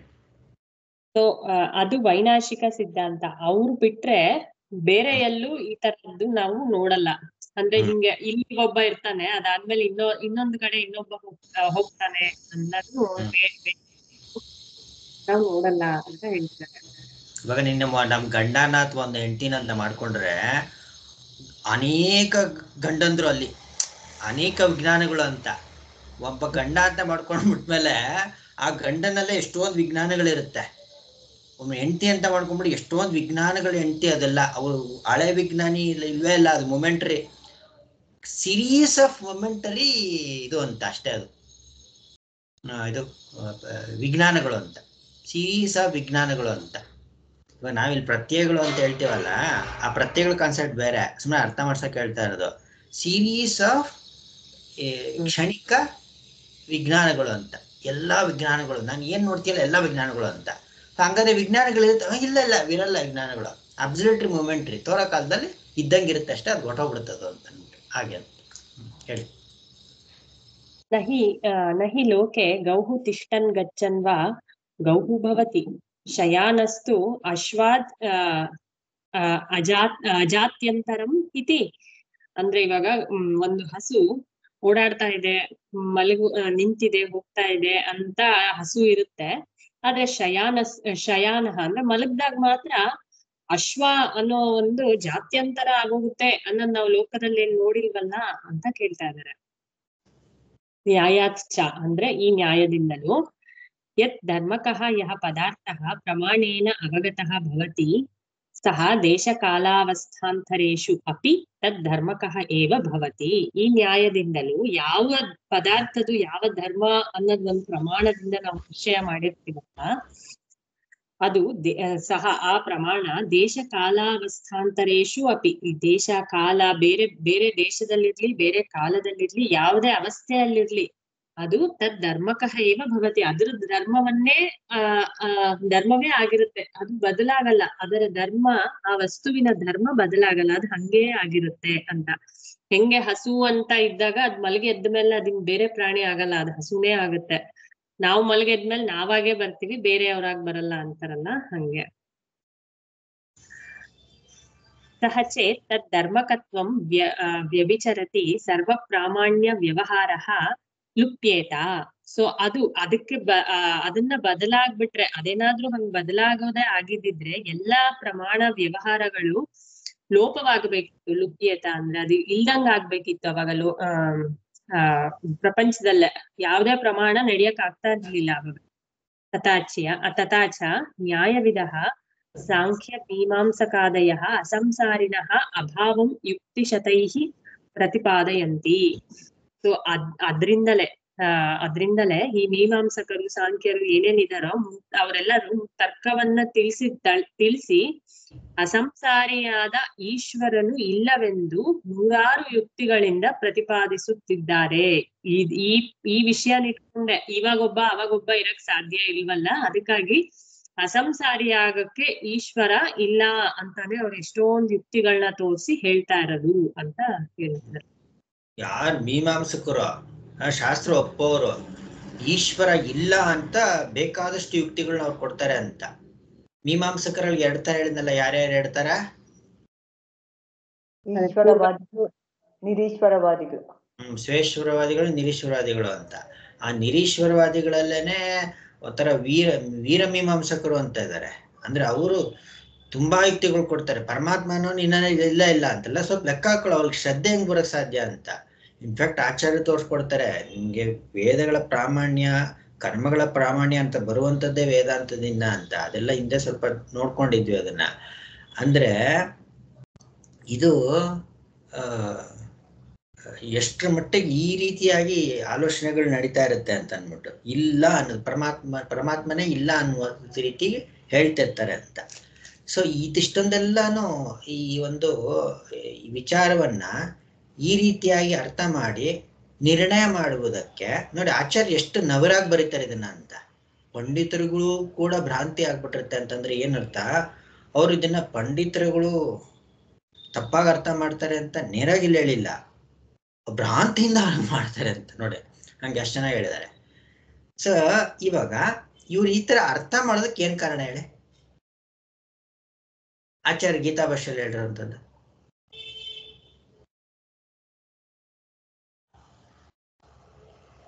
ಇವಾಗ ಯಾರ್ಯಾರಿಗೆ ಆತ್ಮಜ್ಞಾನ ಆಗೋದಿಲ್ಲ ಅನ್ನೋದ್ರೊಳಗೆ ಒಂದು ವಿಚಾರ ಇದ್ರೊಳಗೆ ತೋರಿಸ್ಕೊಟ್ಟಿದ್ದಾರೆ.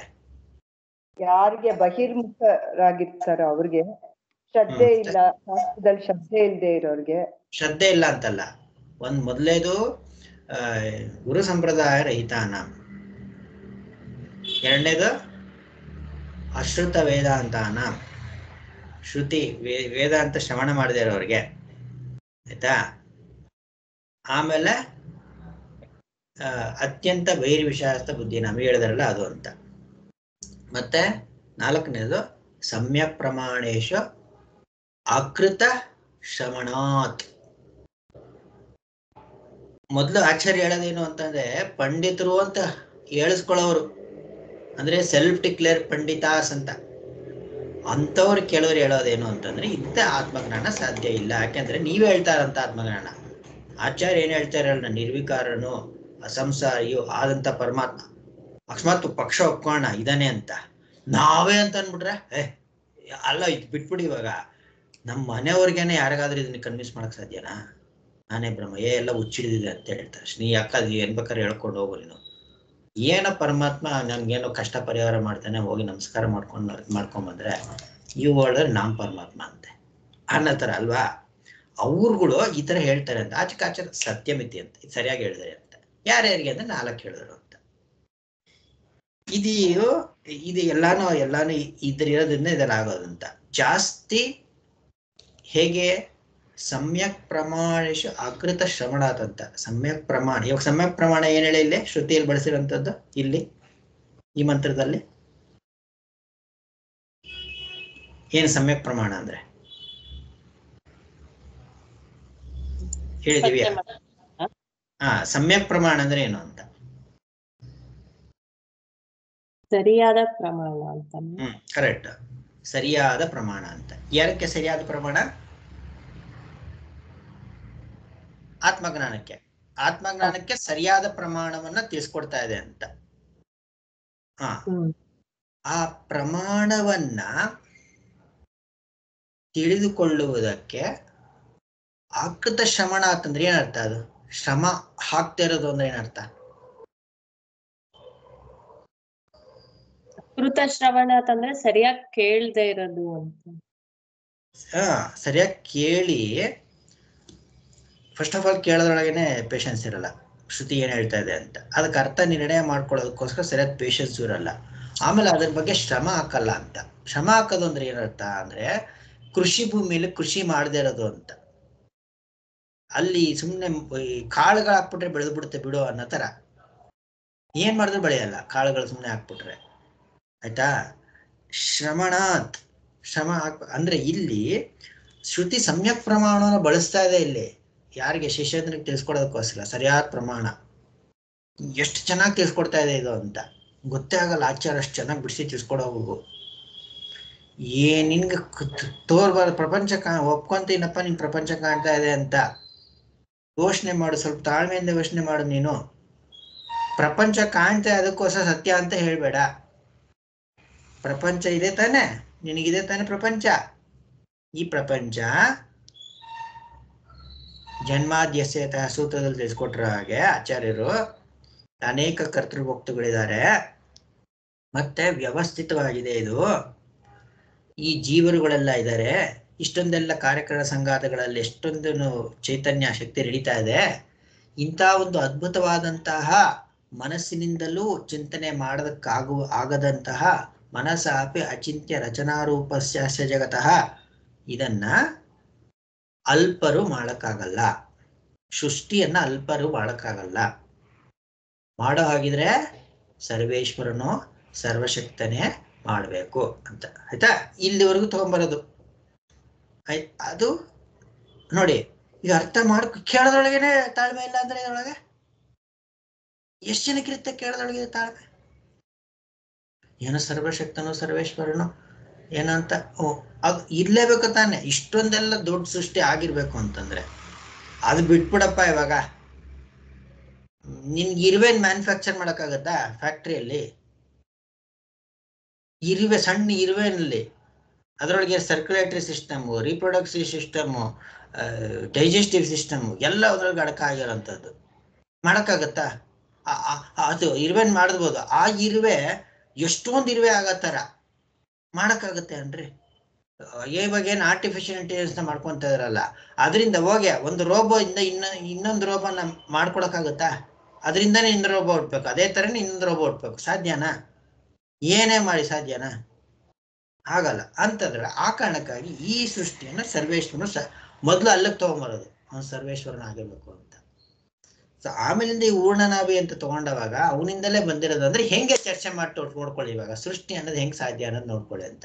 ಅಂದ್ರೆ ಆ ಪ್ರಮಾಣವನ್ನ ಬಳಸ್ತಾ ಇರ್ಬೇಕಾದ್ರೆ ಅನುಸರಿಸುವಂಥದ್ದು. ಸೊ ಹೀಗೆ ಅನುಸರಿಸಿ ಶ್ರವಣಾತ್ ಅಂತಂದ್ರೆ ಅದನ್ನೇ ನಮ್ಮ ಮನನ ಆ ಒಂದು ಶ್ರುತಿ ವಾಕ್ಯವನ್ನ ಅನುಸರಿಸ್ಕೊಳ್ಬೇಕು ಅಂತಂದ್ರೆ ನಮಗೆ ಆಚಾರ್ಯರ ಬೆಂಬಲ ಇರ್ಬೇಕಾಗಿರುತ್ತೆ. ನಮ್ಗೆ ಹೇಗೆ ತಿಳಿಸ್ಕೊಡ, ಯಾಕಂದ್ರೆ ಶ್ರುತಿ ನೇರಾಗಿ ಅರ್ಥ ಮಾಡ್ಕೊಳ್ಳೋದು ಕಷ್ಟ ಆಗಿರೋದಂದ್ರೆ ಆಚಾರ್ಯರ ಬೆಂಬಲ ಇಟ್ಕೊಂಡು ಅಲ್ಲಿ ಆಚಾರ್ಯ ಹೇಗೆ ತಿಳಿಸ್ಕೊಡ್ತಾ ಇದ್ದಾರೆ ಅಂತ ಹುಷಾರಾಗಿ ನೋಡ್ಕೊಂಡು ಅದನ್ನ ಅನುಸರಿಸ್ಕೊಂಡು ಹೋದ್ರೆ ನಮ್ಗೆ ಸ್ವರೂಪ ಜ್ಞಾನ ಹಾಗೆ ಆಗುತ್ತೆ. It is just not mere words, it is just not mere group of words. ಈ ಒಂದು ಪದಪುಂಜಗಳ ಬರೀ ಪದಪುಂಜಗಳಲ್ಲ ಶ್ರುತಿ ಅನ್ನುವಂಥದ್ದು. ಇಲ್ಲಿ ಒಂದು ಪ್ರಮಾಣ, ಶ್ರುತಿ ಅನ್ನೋದು ಪ್ರಮಾಣ. ಅದಕ್ಕೋಸ್ಕರನೇ ಮುಂದೆ ಶಾಸ್ತ್ರ ಯೋನಿತ್ವ ತತ್ವ ತಗೊಂಬಂದ ಆಚಾರ್ಯರು. ಶಾಸ್ತ್ರವೇ ಯೋನಿ, ಅಲ್ಲಿ ಎರಡು ತರ ಅರ್ಥ ಮಾಡ್ತಾರೆ. ಶಾಸ್ತ್ರದಿಂದಲೇ ಇಲ್ಲ ಬಂದಿರುವಂಥದ್ದು ಅನ್ನೋದು ಒಂದು, ಶಾಸ್ತ್ರದಿಂದಲೇ ತಿಳಿದು ಬರುವಂಥದ್ದು ಅನ್ನೋದು ಒಂದು ಅಂತ. ಹಾಗಾಗಿ ಅದಕ್ಕೆ ಹೊರಟಿದೆ. ಅದು ಅಷ್ಟು ಮಹಿಮೆ ಇದೆ ಒಂದೊಂದು ಶ್ರುತಿ ವಾಕ್ಯಗಳಿಗೂ ಕೂಡ. ಅದು ಸಮ್ಯಕ್ ಪ್ರಮಾಣವನ್ನು ತಿಳಿಸ್ಕೊಡಕ್ ಹೊರಡ್ತಾ ಇದೆ. ನೀವ್ ಹಿಂಗೆಲ್ಲ ಅರ್ಥ ಮಾಡ್ತಾ ಇದ್ದೀರಾ ಅಂತ. ಇದು ಪಜಿತಿ ಅಂತ ಹೀಗೆ. ಸೊ ಅದಿರ್ಲಿರಿ, ಸ್ವಲ್ಪ ಡಿವಿಷನ್ ಆಯ್ತು, ಪರವಾಗಿಲ್ಲ, ಅದಿರ್ಲಿ. ಆಚಾರ್ಯ ಹೇಳೋದನ್ನ ನಾವು ಅರ್ಥ ಮಾಡ್ತೀವಿ ಅಂತ ಅನ್ಬಿಟ್ಟು ಎಷ್ಟು ಪಜಿತಿ ಮಾಡ್ಕೊಂಡ್ರು, ಎಷ್ಟು ಪಜಿತಿ ಮಾಡ್ಕೊಂಡಿದ್ದಾರೆ ಅಂತ. ಈಗ ನಿಜ ನೀವುಗಳು ಬೇರೆ ಕೇಳಿದಿರೋ ಗೊತ್ತಿಲ್ಲ, ಒಂದಷ್ಟು ಕೇಳ್ಬಿಟ್ರೆ ಅಂತೂ ಏನು ಇಷ್ಟು ಒಳ ಕಡೆ ಎಷ್ಟು ಬೇಜಾರಾಗುತ್ತೆ ಗೊತ್ತಾ. ಏನ್ ಮಾಡಕ್ ಹೊರಟಿದ್ದಾರೆ ಇವರು, ಶ್ರುತಿ ವಾಕ್ಯ ಹೇಳೋದೇನು, ಇವ್ರು ಹೇಳ್ತಾರಂಥದ್ದೇನು ಅಂತ. ಇವಾಗ ಛಾಂದೋಗ್ಯ ಉಪನಿಷತ್ತಿನಲ್ಲಿ ಒಂದು ಉದ್ದಾಲಕರು ಶ್ವೇತಕೇತಕ್ಕೆ ಒಂದು ಉದಾಹರಣೆ ಕೊಡ್ತಾರೆ. ಎಷ್ಟೊಂದು ಉದಾಹರಣೆಗಳು ಕೊಡ್ತಾರೆ. ಅದು ಒಂದು ಉದಾಹರಣೆ ಏನು ಅಂತಂದ್ರೆ, ಈ ಜೇನಿನ ನೊಣಗಳು ಎಲ್ಲಾ ಹೂವುಗಳಿಂದಲೂ ಕೂಡ ಸಂಗ್ರಹ ಮಾಡಿರುವಂತ ಮಧುವನ್ನ ಒಂದು ಕಡೆಗೆ ತಗೊಂಡಿಟ್ಟಿರುತ್ತೆ. ಆಮೇಲೆ ಅಲ್ಲಿಂದನೇ ಎಲ್ಲ ಬರುತ್ತೆ ಅಂತ ಹೇಳಿದೆ. ಆಮೇಲೆ ಸ್ವಪೀತಿ ಸ್ವಮಿ ಅಪೀತೋಬದಿ ಸ್ವಪೀತಿ, ತನ್ನಲ್ಲೇ ಎಲ್ಲ ಒಂದಾಗಿರ್ತಾನೆ. ಈ ಬಿಡಿ ಅರಿವುಗಳೆಲ್ಲ ಒಂದೇ ಘನವಾದಂತಹ ಅರಿವಿನಲ್ಲಿ ಒಂದಾಗ್ಬಿಟ್ಟಿರ್ತೀವಿ ನಾವು ಸುಷುಪ್ತಿನಲ್ಲಿ. ಹಾಗಾಗಿ ನಮ್ಗೆ ಸ್ವಪೀತಿ ಸ್ವಮಿ ಅಪೀತೋವರ್ತಿ, ತನ್ನಲ್ಲೇ ತಾನು ಒಂದಾಗ್ಬಿಟ್ಟಿರ್ತಾನೆ, ಸ್ವಪೀತಿ ಅಂತ ಹೇಳಿದೆ. ಆಯ್ತಾ. ಆಮೇಲೆ ಇಲ್ಲಿ ವಾಪಸ್ ಬರ್ತಾ ಎಲ್ಲರೂ ಕೂಡ ಅವರವರು ಕೀಟವ ವ್ಯಾಘ್ರವ ಮಶಕವ ಸಿಂಹವ ಆಗಿ ಬರ್ತಾರೆ ಅಂತ ಹೇಳಿದೆ. ಏನ್ ಹೇಳಕ್ ಕೊಟ್ಟಿದೆ ಹೇಳಿ, ಏನ್ ಇದು ಶ್ರುತಿ ಅರ್ಥ ಏನಿದಕ್ಕೆ ಕೊಟ್ಟಿರುವಂತದ್ದು ಈ ಉದಾಹರಣೆ ಮೂಲಕ? ಆತ್ಮನೇ ಆಗಿರ್ತೀವಿ ಗಾಢ ನಿದ್ರೆನಲ್ಲಿ, ಆದ್ರೆ ತಿಳ್ಕೊಳಕ್ ಬರೋದಿಲ್ಲ. ನಾವ್ ಏನೇನಾಗಿ ಮಲಗ್ತೀವೋ ಅದೇ ಆಗಿ ಎದ್ ಬರ್ತೀವಿ, ಇನ್ನು ಜ್ಞಾನ ಆಗಿಲ್ಲ ಅಂತ. ನಾವು ಸುಷುಪ್ತಿ ದಿನಾಗ್ಲೂ ಹೋಗಿ ಬರ್ತಾ ಇದ್ರು ಕೂಡ, ನಾವು ಹೋಗಿದ್ರು ಕೂಡ, ಸ್ವರೂಪವೇ ಆಗಿದ್ರು ಕೂಡ, ಯಾರು ಸ್ವರೂಪ ಆಗಿದ್ದನ್ನ ಗುರ್ತಿಸ್ಕೊಳ್ತಿರೋ ಅವ್ರು ತಿರ್ಗಾ ವಾಪಸ್ ಬರುವಂತ ಪ್ರಶ್ನೆ ಇಲ್ಲ. ಆದ್ರೆ ಯಾರು ಆ ಸ್ವರೂಪವಾಗಿರ್ತೀವಿ ಅಂತ ಗುರ್ತಿಸ್ಕೊಳ್ದಾರ ಎದ್ದಿದ ತಕ್ಷಣ ಅವ್ರವ್ರ ಅದಾದಾಗೆ ಎದ್ದು ಬರ್ತೀವಲ್ಲ, ಅವ್ರಿಗೆ ತಿಳ್ಕೊಳ್ದಿರೋ ಕಾರಣಕ್ಕಾಗಿ, ಅಲ್ಲಿ ಸ್ವರೂಪ ಆಗಿದ್ರು ಕೂಡ ಅಲ್ಲಿ ತಿಳಿದುಕೊಳ್ಳದ ಕಾರಣಕ್ಕಾಗಿ ಏನಾಗುತ್ತೆ, ತತ್ಕೀಟವ ವ್ಯಾಘ್ರವ ಮಶಕವ ಸಿಂಹವ ಅಂತ. ಕೀಟ ಆಗಿದ್ರೆ ಕೀಟ ಆಗಿ ಬರ್ತಾರೆ, ವ್ಯಾಘ್ರ ಆಗಿದ್ರೆ ವ್ಯಾಘ್ರ, ಸಿಂಹ ಆದ್ರೆ ಸಿಂಹ ಆಗಿ ಮಾಡ್ತಾರೆ. ಈ ಪೋಲ್ಕಸ ಅಪೋಲ್ಕಸ ಬೇರೆದೆಲ್ಲ ತೊಗೊಳುತ್ತೆ. ಅವ್ರು ಏನೇನಾಗಿರ್ತಾರೆ ಅದಾಗೆ ಎದ್ದು ಬರ್ತಾರೆ ಅಂತ ಅಂದ್ಬಿಟ್ಟು ಸುತ್ತಿಲ್ರಂತ ಅರ್ಥ ಇದು. ಆಚಾರ್ಯರು ಅದಕ್ಕೆ ಹಾಗೆ ಅರ್ಥ ಮಾಡಿದ್ದಾರೆ. ಇವ್ರಂಗ್ ತಿರುಗಿಸ್ತಾರೆ ಅಂತ. ಅದಕ್ಕೆ ಭಗವತ್ಪಾದ ಹೇಳ್ತಾ ಇದ್ರು, ಯಾರ್ಯಾರು ಈ ತರ ಅರ್ಥ ಮಾಡ್ತಾರೆ ಅಂದ್ರೆ ಎದೆ ದಡಕ್ ಅನ್ನತ್ತೆ ಅಂತ. ಯಾಕೆ ಅಂತಂದ್ರೆ ಜನಗಳ ಸಾರ್ವಜನಿಕವಾಗಿ ಎಲ್ಲಾ ಕಡೆ ಹೇಳ್ಬಿಟ್ರೆ, ಅನಂತಾಶ್ರಮದ ಕಡೆ ಇವ್ರು ಹಿಂಗ್ ಹೇಳಿದಾರೆ ಅಂದ್ಬಿಟ್ರೆ ಅಂಥವ್ರು ಎರಡು ತರ ಆಗ್ಬೋದು. ಒಂದು ಭಗವತ್ಪಾದ ಮೇಲೆ ನಮ್ಗೆ ಇದೊಂಥರ ಬೇಜಾರಾಗ್ಬೋದು, ಅಂಥವ್ರ ಬಗ್ಗೆ ಇವ್ರು ಮಾತಾಡ್ತಾರೆ ನೋಡ್ರಿ, ಅಂತ ಪೀಠದಲ್ಲಿ ಇರೋರ ಬಗ್ಗೆ ಇವ್ರು ಮಾತಾಡ್ತಾರೆ ನೋಡ್ರಿ ಅಂತ. ಅಥವಾ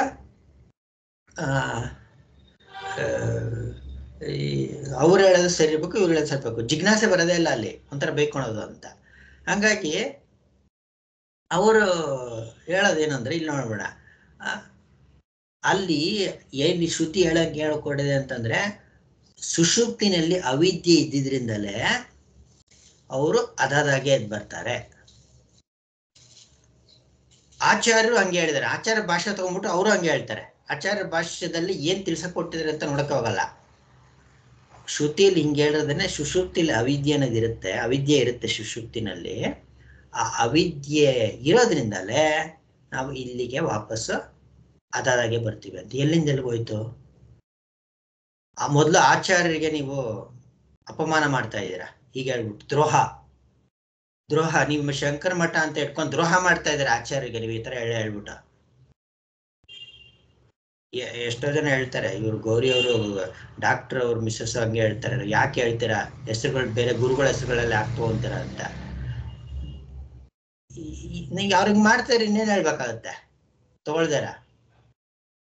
ಅದಾದಾಗೆ ಬೇರೆ ನಂಗೆ ಬೇರೆ ಮಠಗಳ ಬಗ್ಗೆ ಬೇಡ ನನಗೆ, ದ್ವೈತಿಗಳಾಗ್ಲಿ ವಿಶಿಷ್ಟಾದ್ವೈಗಳು ಅವ್ರು ಯಾಕಂದ್ರೆ ಅವ್ರು ಒಪ್ಕೊಂಡ್ಬಿಟ್ಟಾರ ಶಂಕರಾಚಾರ್ಯ ಹೇಳ್ತಾರೆ ಅದನ್ನ ಹೇಳ್ತಾ ಇಲ್ಲ ಅಂತ.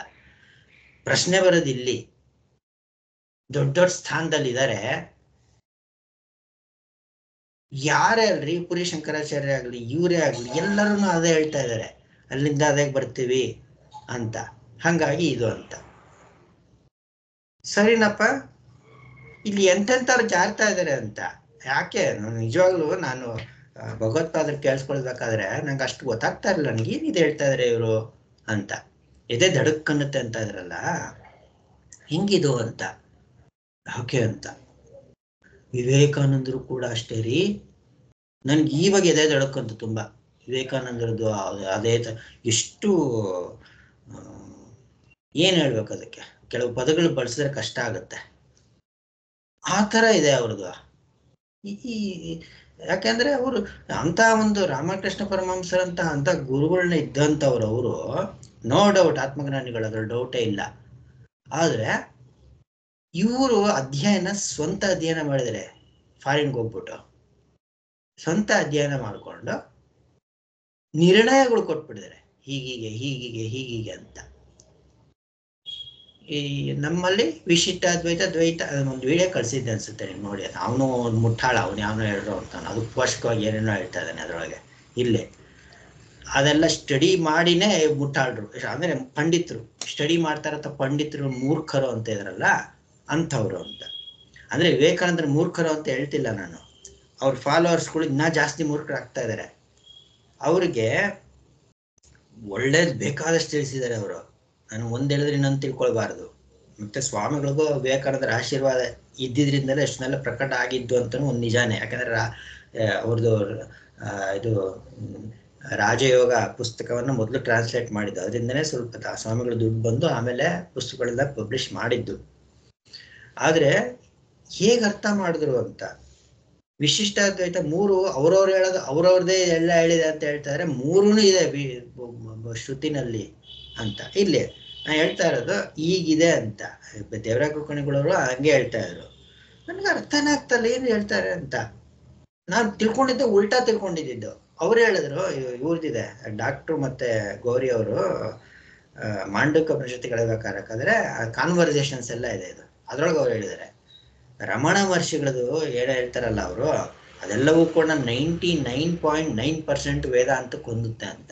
ಯಾಕೆ 0.1% ಬಿಟ್ರಿ ಅಂತಂದ್ರೆ ಕೆಲವೊಂದ್ ಕಡೆ ಸ್ವಲ್ಪ ಕಡೆ ಇಗ್ನೋರಬಲ್, ಬಲ್ಗಡೆ ಹೃದಯ ಇದೆ ಅಂತಾರೆ, ಅದು ಏನೋ ಅದು ಯಾವ ಇಟ್ಕೊಂಡು ಹೇಳಿದ್ರೆ ಗೊತ್ತಿಲ್ಲ, ಇಗ್ನೋರಬಲ್ ಸ್ವಲ್ಪ ಅಷ್ಟೇ ರಮಣ ಮಹರ್ಷಿಗಳು ಅಷ್ಟೊಂದು ಹೊಂದುತ್ತೆ ಅಂತ. ರಾಮಕೃಷ್ಣ ಪರಮಹಂಸರದು 40 to 50% ಹೊಂದುತ್ತೆ ಅಂತ ಇದಂತ. ಇವ್ರದು ವಿವೇಕಾನಂದರು ಒಂದು 20 to 20% ಸುಮಾರು. ಈಸ್ ಎ ಪ್ಲಾಟ್ಫಾರ್ಮ್ ಸ್ಪೀಕರ್ ಅಂತ ಅಂದ್ರು. ಏನ್ ಮಾಡಿದ್ರು ಅರ್ಥ ಆಗಿಲ್ಲ, ಯಾಕೆ ಹಿಂಗೆ ಹೇಳ್ತಾರೆ. ನಾನು ಉಲ್ಟಾ ಇದ್ದಿತ್ತು, ನನ್ಗೇನ್ ತಿಳಿಯೋಕೆ ಇದ್ದಿತ್ತು ಅಂತಂದ್ರೆ, ರಾಮಕೃಷ್ಣ ಪರಮಹಂಸರು ಎಲ್ಲ ಹಂತಗಳಿಗೂ ಹೋಗಿದ್ದಾರೆ, ಅವರು ದ್ವೈತಕ್ಕೂ ಹೋಗಿದ್ದಾರೆ, ಅಂದ್ರೆ ಆರಾಧನೆ ಕಾಳಿನ ಆರಾಧನೆನೂ ಮಾಡಿದ್ರು, ಆಮೇಲಿಂದ ಅವರು ಸ್ವರೂಪ ಜ್ಞಾನನೂ ಪಡ್ಕೊಂಡ್ರು, ಶಾಸ್ತ್ರ ಕ್ರಮ ನನ್ಗೆ ಆ ತಿಳುವಳಿಕೆ ಹಾಗೆ ಅಂತ. ಮತ್ತೆ ರಮಣ ಮಹರ್ಷಿಗಳಿಂದ ಏನಿದ್ರು ನೇರಾಗಿ ಆತ್ಮಜ್ಞಾನದ ಬಗ್ಗೆ ಹೆಂಗಪ್ಪ ಸಾಧ್ಯ ಇದು ಅಂತ ನಾನು ಎಂತ ಅಂದ್ರೆ ಉಲ್ಟಾ ಆಗೋಯ್ತಲ್ಲ ಇದು ಅಂತ.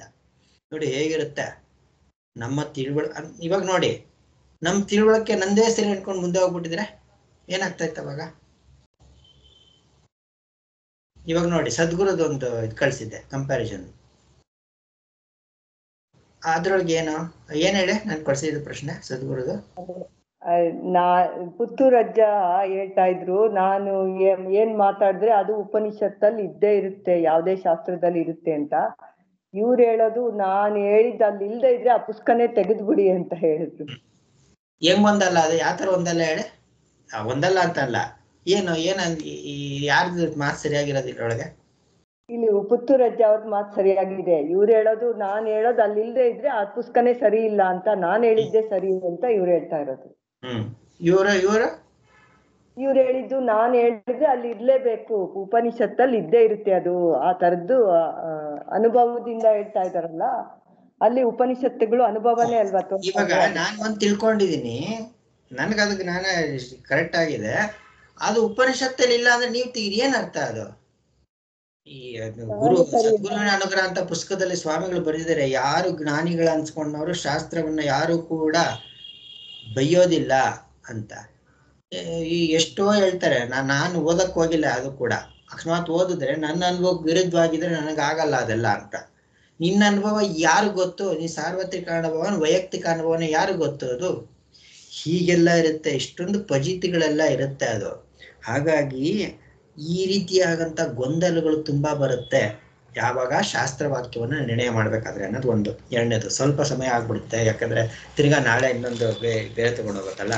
ಮತ್ತೆ ಎಷ್ಟು ಚೆನ್ನಾಗಿ ಬಿಡಿಸ್ಕೊಳ್ತಾರೆ ನೋಡಿ ಆಚಾರ್ಯ ಅಂತ. ಸುಮ್ಮನೆ ಬಾಯಿಗೆ ಬಂದಾಗ ಹೇಳ್ಬೇಡಯ್ಯ, ಹೀಗೆ ಅರ್ಥ ಅಂತ ಅಂತಾರೇನು ಹೇಳಲ್ಲ.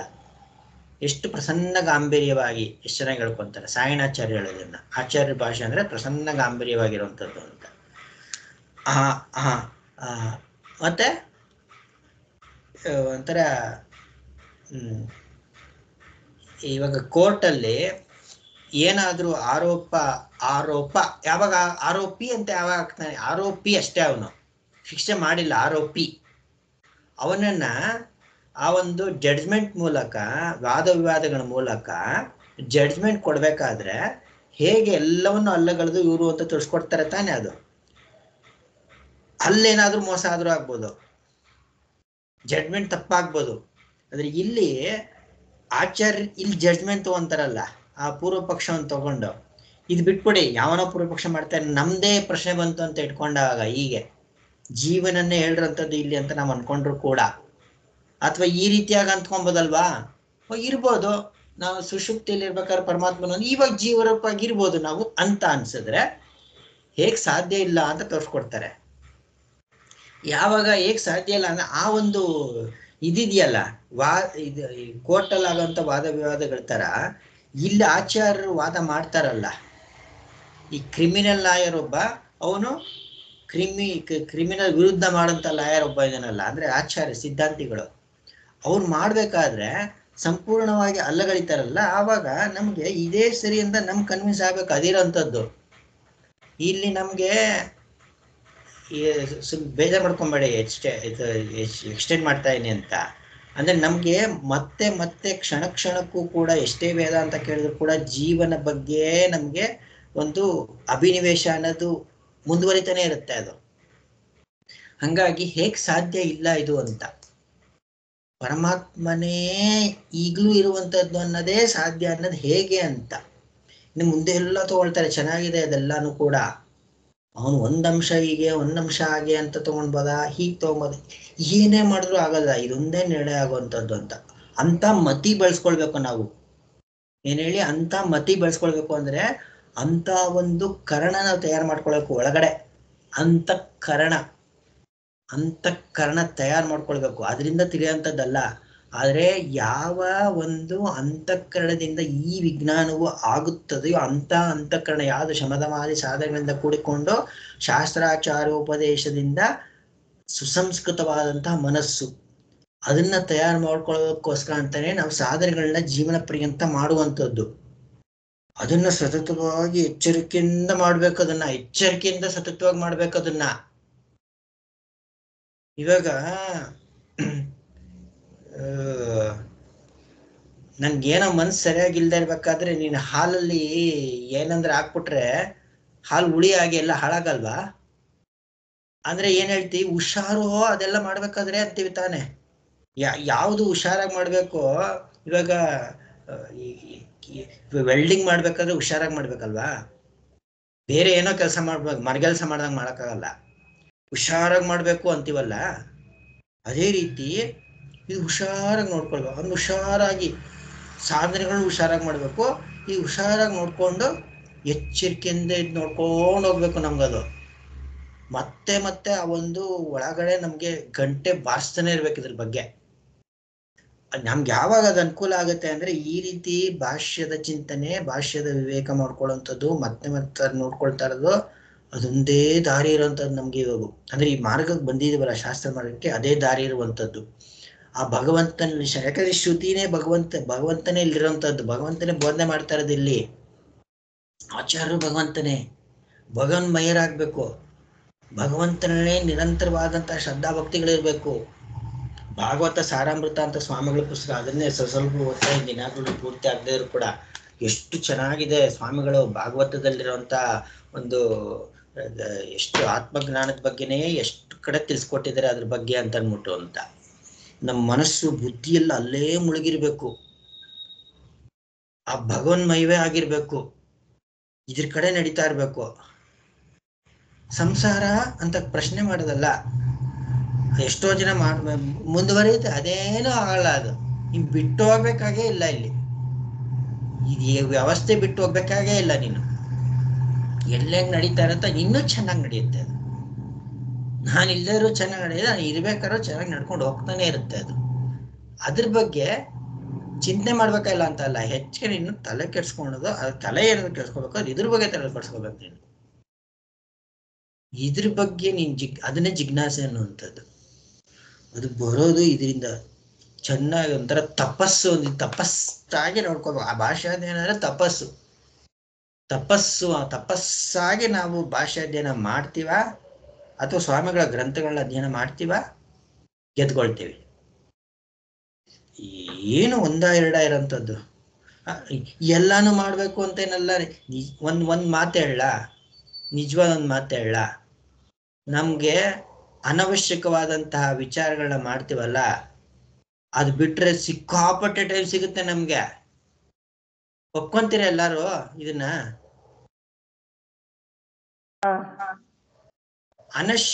ಅನವಶ್ಯಕವಾಗಿ ಎಷ್ಟು ಮನಸ್ಸು ಉಪಯೋಗಿಸ್ಕೊಂತೀವಲ್ಲ, ಅದನ್ನೆಲ್ಲ ಬಿಟ್ವಿ ಅನ್ಕೊಳ್ಳಿ, ಎಷ್ಟು ಸಮಯ ಸಿಗುತ್ತೆ ನಮ್ಗೆ ಹೇಳಿ? ತುಂಬಾ ಸಿಗುತ್ತೆ, ಬೇಕಾದಷ್ಟು. ಸರಿಯಾಗಿದೆ ತಾನೇ ಅದು? ನಾನು ಯೋಚನೆ ಮಾಡ್ತಾ ಇರ್ಬೇಕಾದ್ರೆ ನಂಗೆ ಅನ್ಸಿದ್ದು, ನಾನು ಇವಾಗ ನನ್ನ ಸಮಯನ ಎಷ್ಟೆಷ್ಟು ಅನವಶ್ಯಕವಾಗಿ ಮನಸ್ಸಿಗೆ ಇಟ್ಕೊಂತಾ ಇದೀವಿ ಅಂತ. ಲೌಕಿಕವಾಗಿ ತುಂಬಾ ಅನಿವಾರ್ಯತೆ ಇದೆ ಅಂತ ಇಟ್ಕೊಂಡು ಬಿಟ್ಬೋಣ, ಅದನ್ನ ಬಿಟ್ರು ಕೂಡ ಎಷ್ಟು ಎಷ್ಟು ಅವಕಾಶ ಇದೆ ಇದರೊಳಗೆ. ಕರೋಶಿ ಯಜ್ಜುಹೋಸಿ ಯದಶ್ನಾಸಿ, ಏನ್ ತಿಂತೀಯೋ ಏನ್ ಅದ್ರೊಳಗೆಲ್ಲವೂ ಕೂಡ ಅವನ ಅಲ್ಲಿಲ್ವಾ? ನಮ್ಗೆ ಸಮಯ ಇಲ್ವಾ ಅಲ್ಲಿ? ಯಾರಾದ್ರೂ ನಮ್ಮ ಮನಸ್ಸನ್ನ ಕಳ್ತನ ಮಾಡ್ಕೊಂಡು ನೀ ಈ ಕಡೆ ಹೋಗು ಅಂತ ಹೇಳಕ್ ಸಾಧ್ಯನಾ ನಮ್ಗೆ? ನಮ್ಗೆ ಏನೇ ಮನಸ್ಸು ಹೇಳ್ಕೊಂಡು, ಮನಸ್ಸನ್ನು ಯಾರು ಹೇಳ್ಕೊಂಡು ಹೋಗಕ್ಕಾಗಲ್ಲ, ಯಾಕಂದ್ರೆ ನಮ್ಮಂತಾನೆ ಅಂತ ಮನಸ್ಸು ಅದು ಅಂತ.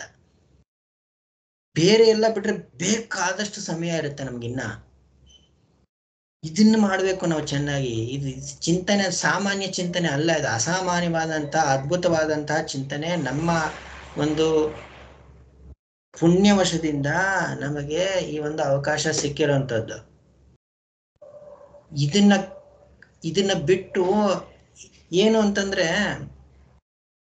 ಇಲ್ಲಿ ಯಾರು ನಿಮ್ ವೈಯಕ್ತಿಕವಾಗಿ ಆಗ್ಲಿ ಏನಾಗ್ಲಿ ಹೇಳ್ತಾರಂತದಲ್ಲ, ನಮ್ಮ ಅವಗುಣಗಳ ದೋಷಗಳನ್ನ ನಾವು ನೋಡ್ಕೊಂಡು ಮೊದ್ಲಿಗೆ ತಿಳ್ಕೊಳ್ಳೋದು ಕಷ್ಟ. ಅದು ಆ ತೀವ್ರತೆ ಕಡಿಮೆ ಮಾಡ್ಕೊಳ್ತಾ ಬರ್ಬೇಕು ಮೊದ್ಲಿಗೆ. ಸುಮ್ನೆ ಹೇಳ್ತಾ ಇರೋದು ಒಂದು ನಿಮ್ಗಳಿಗೆ ಅಂತ ಅಲ್ಲ, ಇವಾಗ ದಿನಲ್ಲಿ ಒಂದು 4 ಸೀರಿಯಲ್ ನೋಡ್ತಾ ಇದ್ರೆ ಒಂದು 2 ತಿನ್ನಿಸ್ಬೋದು ಅಂತ. ಅದು ಸುಮ್ಮನೆ ಸ್ಥೂಲವಾದಂತ ಉದಾಹರಣೆ ಕೊಡ್ತಾ ಇರೋದಷ್ಟೇ. ಅದೇ ತರ ನಮ್ ಬೇರೆ ಬೇರೆ ಅನವಶ್ಯಕವಾದಂತಹ ಮನಸ್ಸನ್ನ ಎಲ್ಲೆಲ್ಲಿ ಇಡ್ತಾ ಇದೀವಲ್ಲ, ಅಲ್ಲೆಲ್ಲ ಬಿಡ್ತಾ ಬಂದ್ರೆ ಬೇಕಾದಷ್ಟು ಸಮಯ ಆಗುತ್ತೆ ಇದಕ್ಕೆ ಅಂತ. ಇನ್ನು ಇದಕ್ಕಿಂತ ಹೆಚ್ಚಿಗೆ ಸಮಯನೇ ಸಿಕ್ಬಿಡುತ್ತೆ ನಮ್ಗೆ ಅಂತ. ಆ ರೀತಿಯಾದಂತಹ ತಪಸ್ಸನ್ನ ನಾವು ಮಾಡ್ಕೊಂಡು ಕೈಕೊಂಡು ಕಂಕಣಬದ್ಧರಾಗಿ ನಿಲ್ಬೇಕು ನಮ್ಗೆ. ಆವಾಗ ನೋಡಪ್ಪ ಪರಮಾತ್ಮನು ನಿಜವಾಗ್ಲೂ ಗೊತ್ತಾಗುತ್ತೆ, ಓ ನನಗೆ ಬೇಕಾಗಿದೆ ಅವನಿಗೆ ಅಂತ. ನನಗೆ ಬೇಕಾಗಿರೋಂತ ನಮ್ಮ ಡೈರಿಯಲ್ಲಿ ಪರಮಾತ್ಮನ ಬರೆಯೋದಲ್ಲ, ಅವನ ಡೈರಿಯಲ್ಲಿ ನಮ್ಮ ಹೆಸರು ಬರ್ಬೇಕು ಅಂತ. ಅವನ ಡೈರಿಯಲ್ಲಿ ನಮ್ಮ ಹೆಸರು ಬರ್ಬೇಕು ಅಂತಂದ್ರೆ ನಾವು ಇಷ್ಟೊಂದೆಲ್ಲ ಮಾಡ್ಕೊಂಡು ನಮ್ಗೆ ತಯಾರಾಗ್ಬೇಕು, ಎಲ್ಲ ಬಿಡ್ಬೇಕು ನಾವು. ಆಗ ಆಗುವಂಥದ್ದು. ಇಲ್ಲ ಅಂತಂದ್ರೆ ಹೀಗೆ ಮುಂದುವರಿತಾ ಇರುತ್ತೆ ನಮ್ಗೆ. ಕಾಲಂ ಕ್ರೀಡತೆ ಗಚ್ಚತ್ಯಾಯುಹೋ, ಮುಗೀತು. ಮತ್ತೆ ಏನೇನಾಗಿರುತ್ತೆ ಅದಾಗೆ ಬರ್ತೀವಿ. ಎಷ್ಟೆಷ್ಟು ಸಂಸ್ಕಾರ ಕ್ಯಾರಿ ಮಾಡ್ಕೊಂಡಿದ್ವಿ ಅದನ್ನ ಮಾಡ್ಕೊಡ್ತೀವಿ, ಕೆಟ್ಟ ಸಂಸ್ಕಾರ ಮಾಡ್ಕೊಂಡಿದ್ವಿ ಅದ್ರ ಜೊತೆಗೆ ಅದನ್ನು ಮಾಡ್ಕೊಂಡು ಹೋಗ್ತಾ ಇರ್ತೀವಿ ಅಷ್ಟೇ. ಅದು ಪ್ರಯತ್ನ ಪಡೋನು ಯಾವತ್ತೂ ಸೋಲಲ್ಲ. ಹೆಚ್ಚಿಗೆ ಪ್ರಯತ್ನ ತರ್ತಾ ಇರ್ಬೇಕು, ನಮ್ಗೆ ಪರಮಾತ್ಮನನ್ನ ಬೇಡ್ಕೊಳ್ಬೇಕು, ಇಷ್ಟೇ ಮಾಡ್ಕೊಳ್ಬೇಕಾದ್ರೆ ಅದನ್ನ. ಉಳಿದ ಭಾಷೆ ಭಾಗವನ್ನ ನಾಳೆ ನೋಡ್ಕೋಣ. ಓಂ ನಮೋ ಬ್ರಹ್ಮಾದಿಭ್ಯೋ ಬ್ರಹ್ಮ ವಿದ್ಯಾ ಸಂಪ್ರದಾಯ ಕರ್ತೃಭ್ಯೋ ವಂಶ ಋಷಿಭ್ಯೋ ನಮೋ ಮಹಭ್ಯೋ ನಮೋ ಗುರುಭ್ಯಃ. ಓಂ ಶಾಂತಿ ಶಾಂತಿ ಶಾಂತಿ. ಹರಿ ಓಂ ತತ್ಸತ್ ಶ್ರೀ ಕೃಷ್ಣಾರ್ಪಣಮಸ್ತು.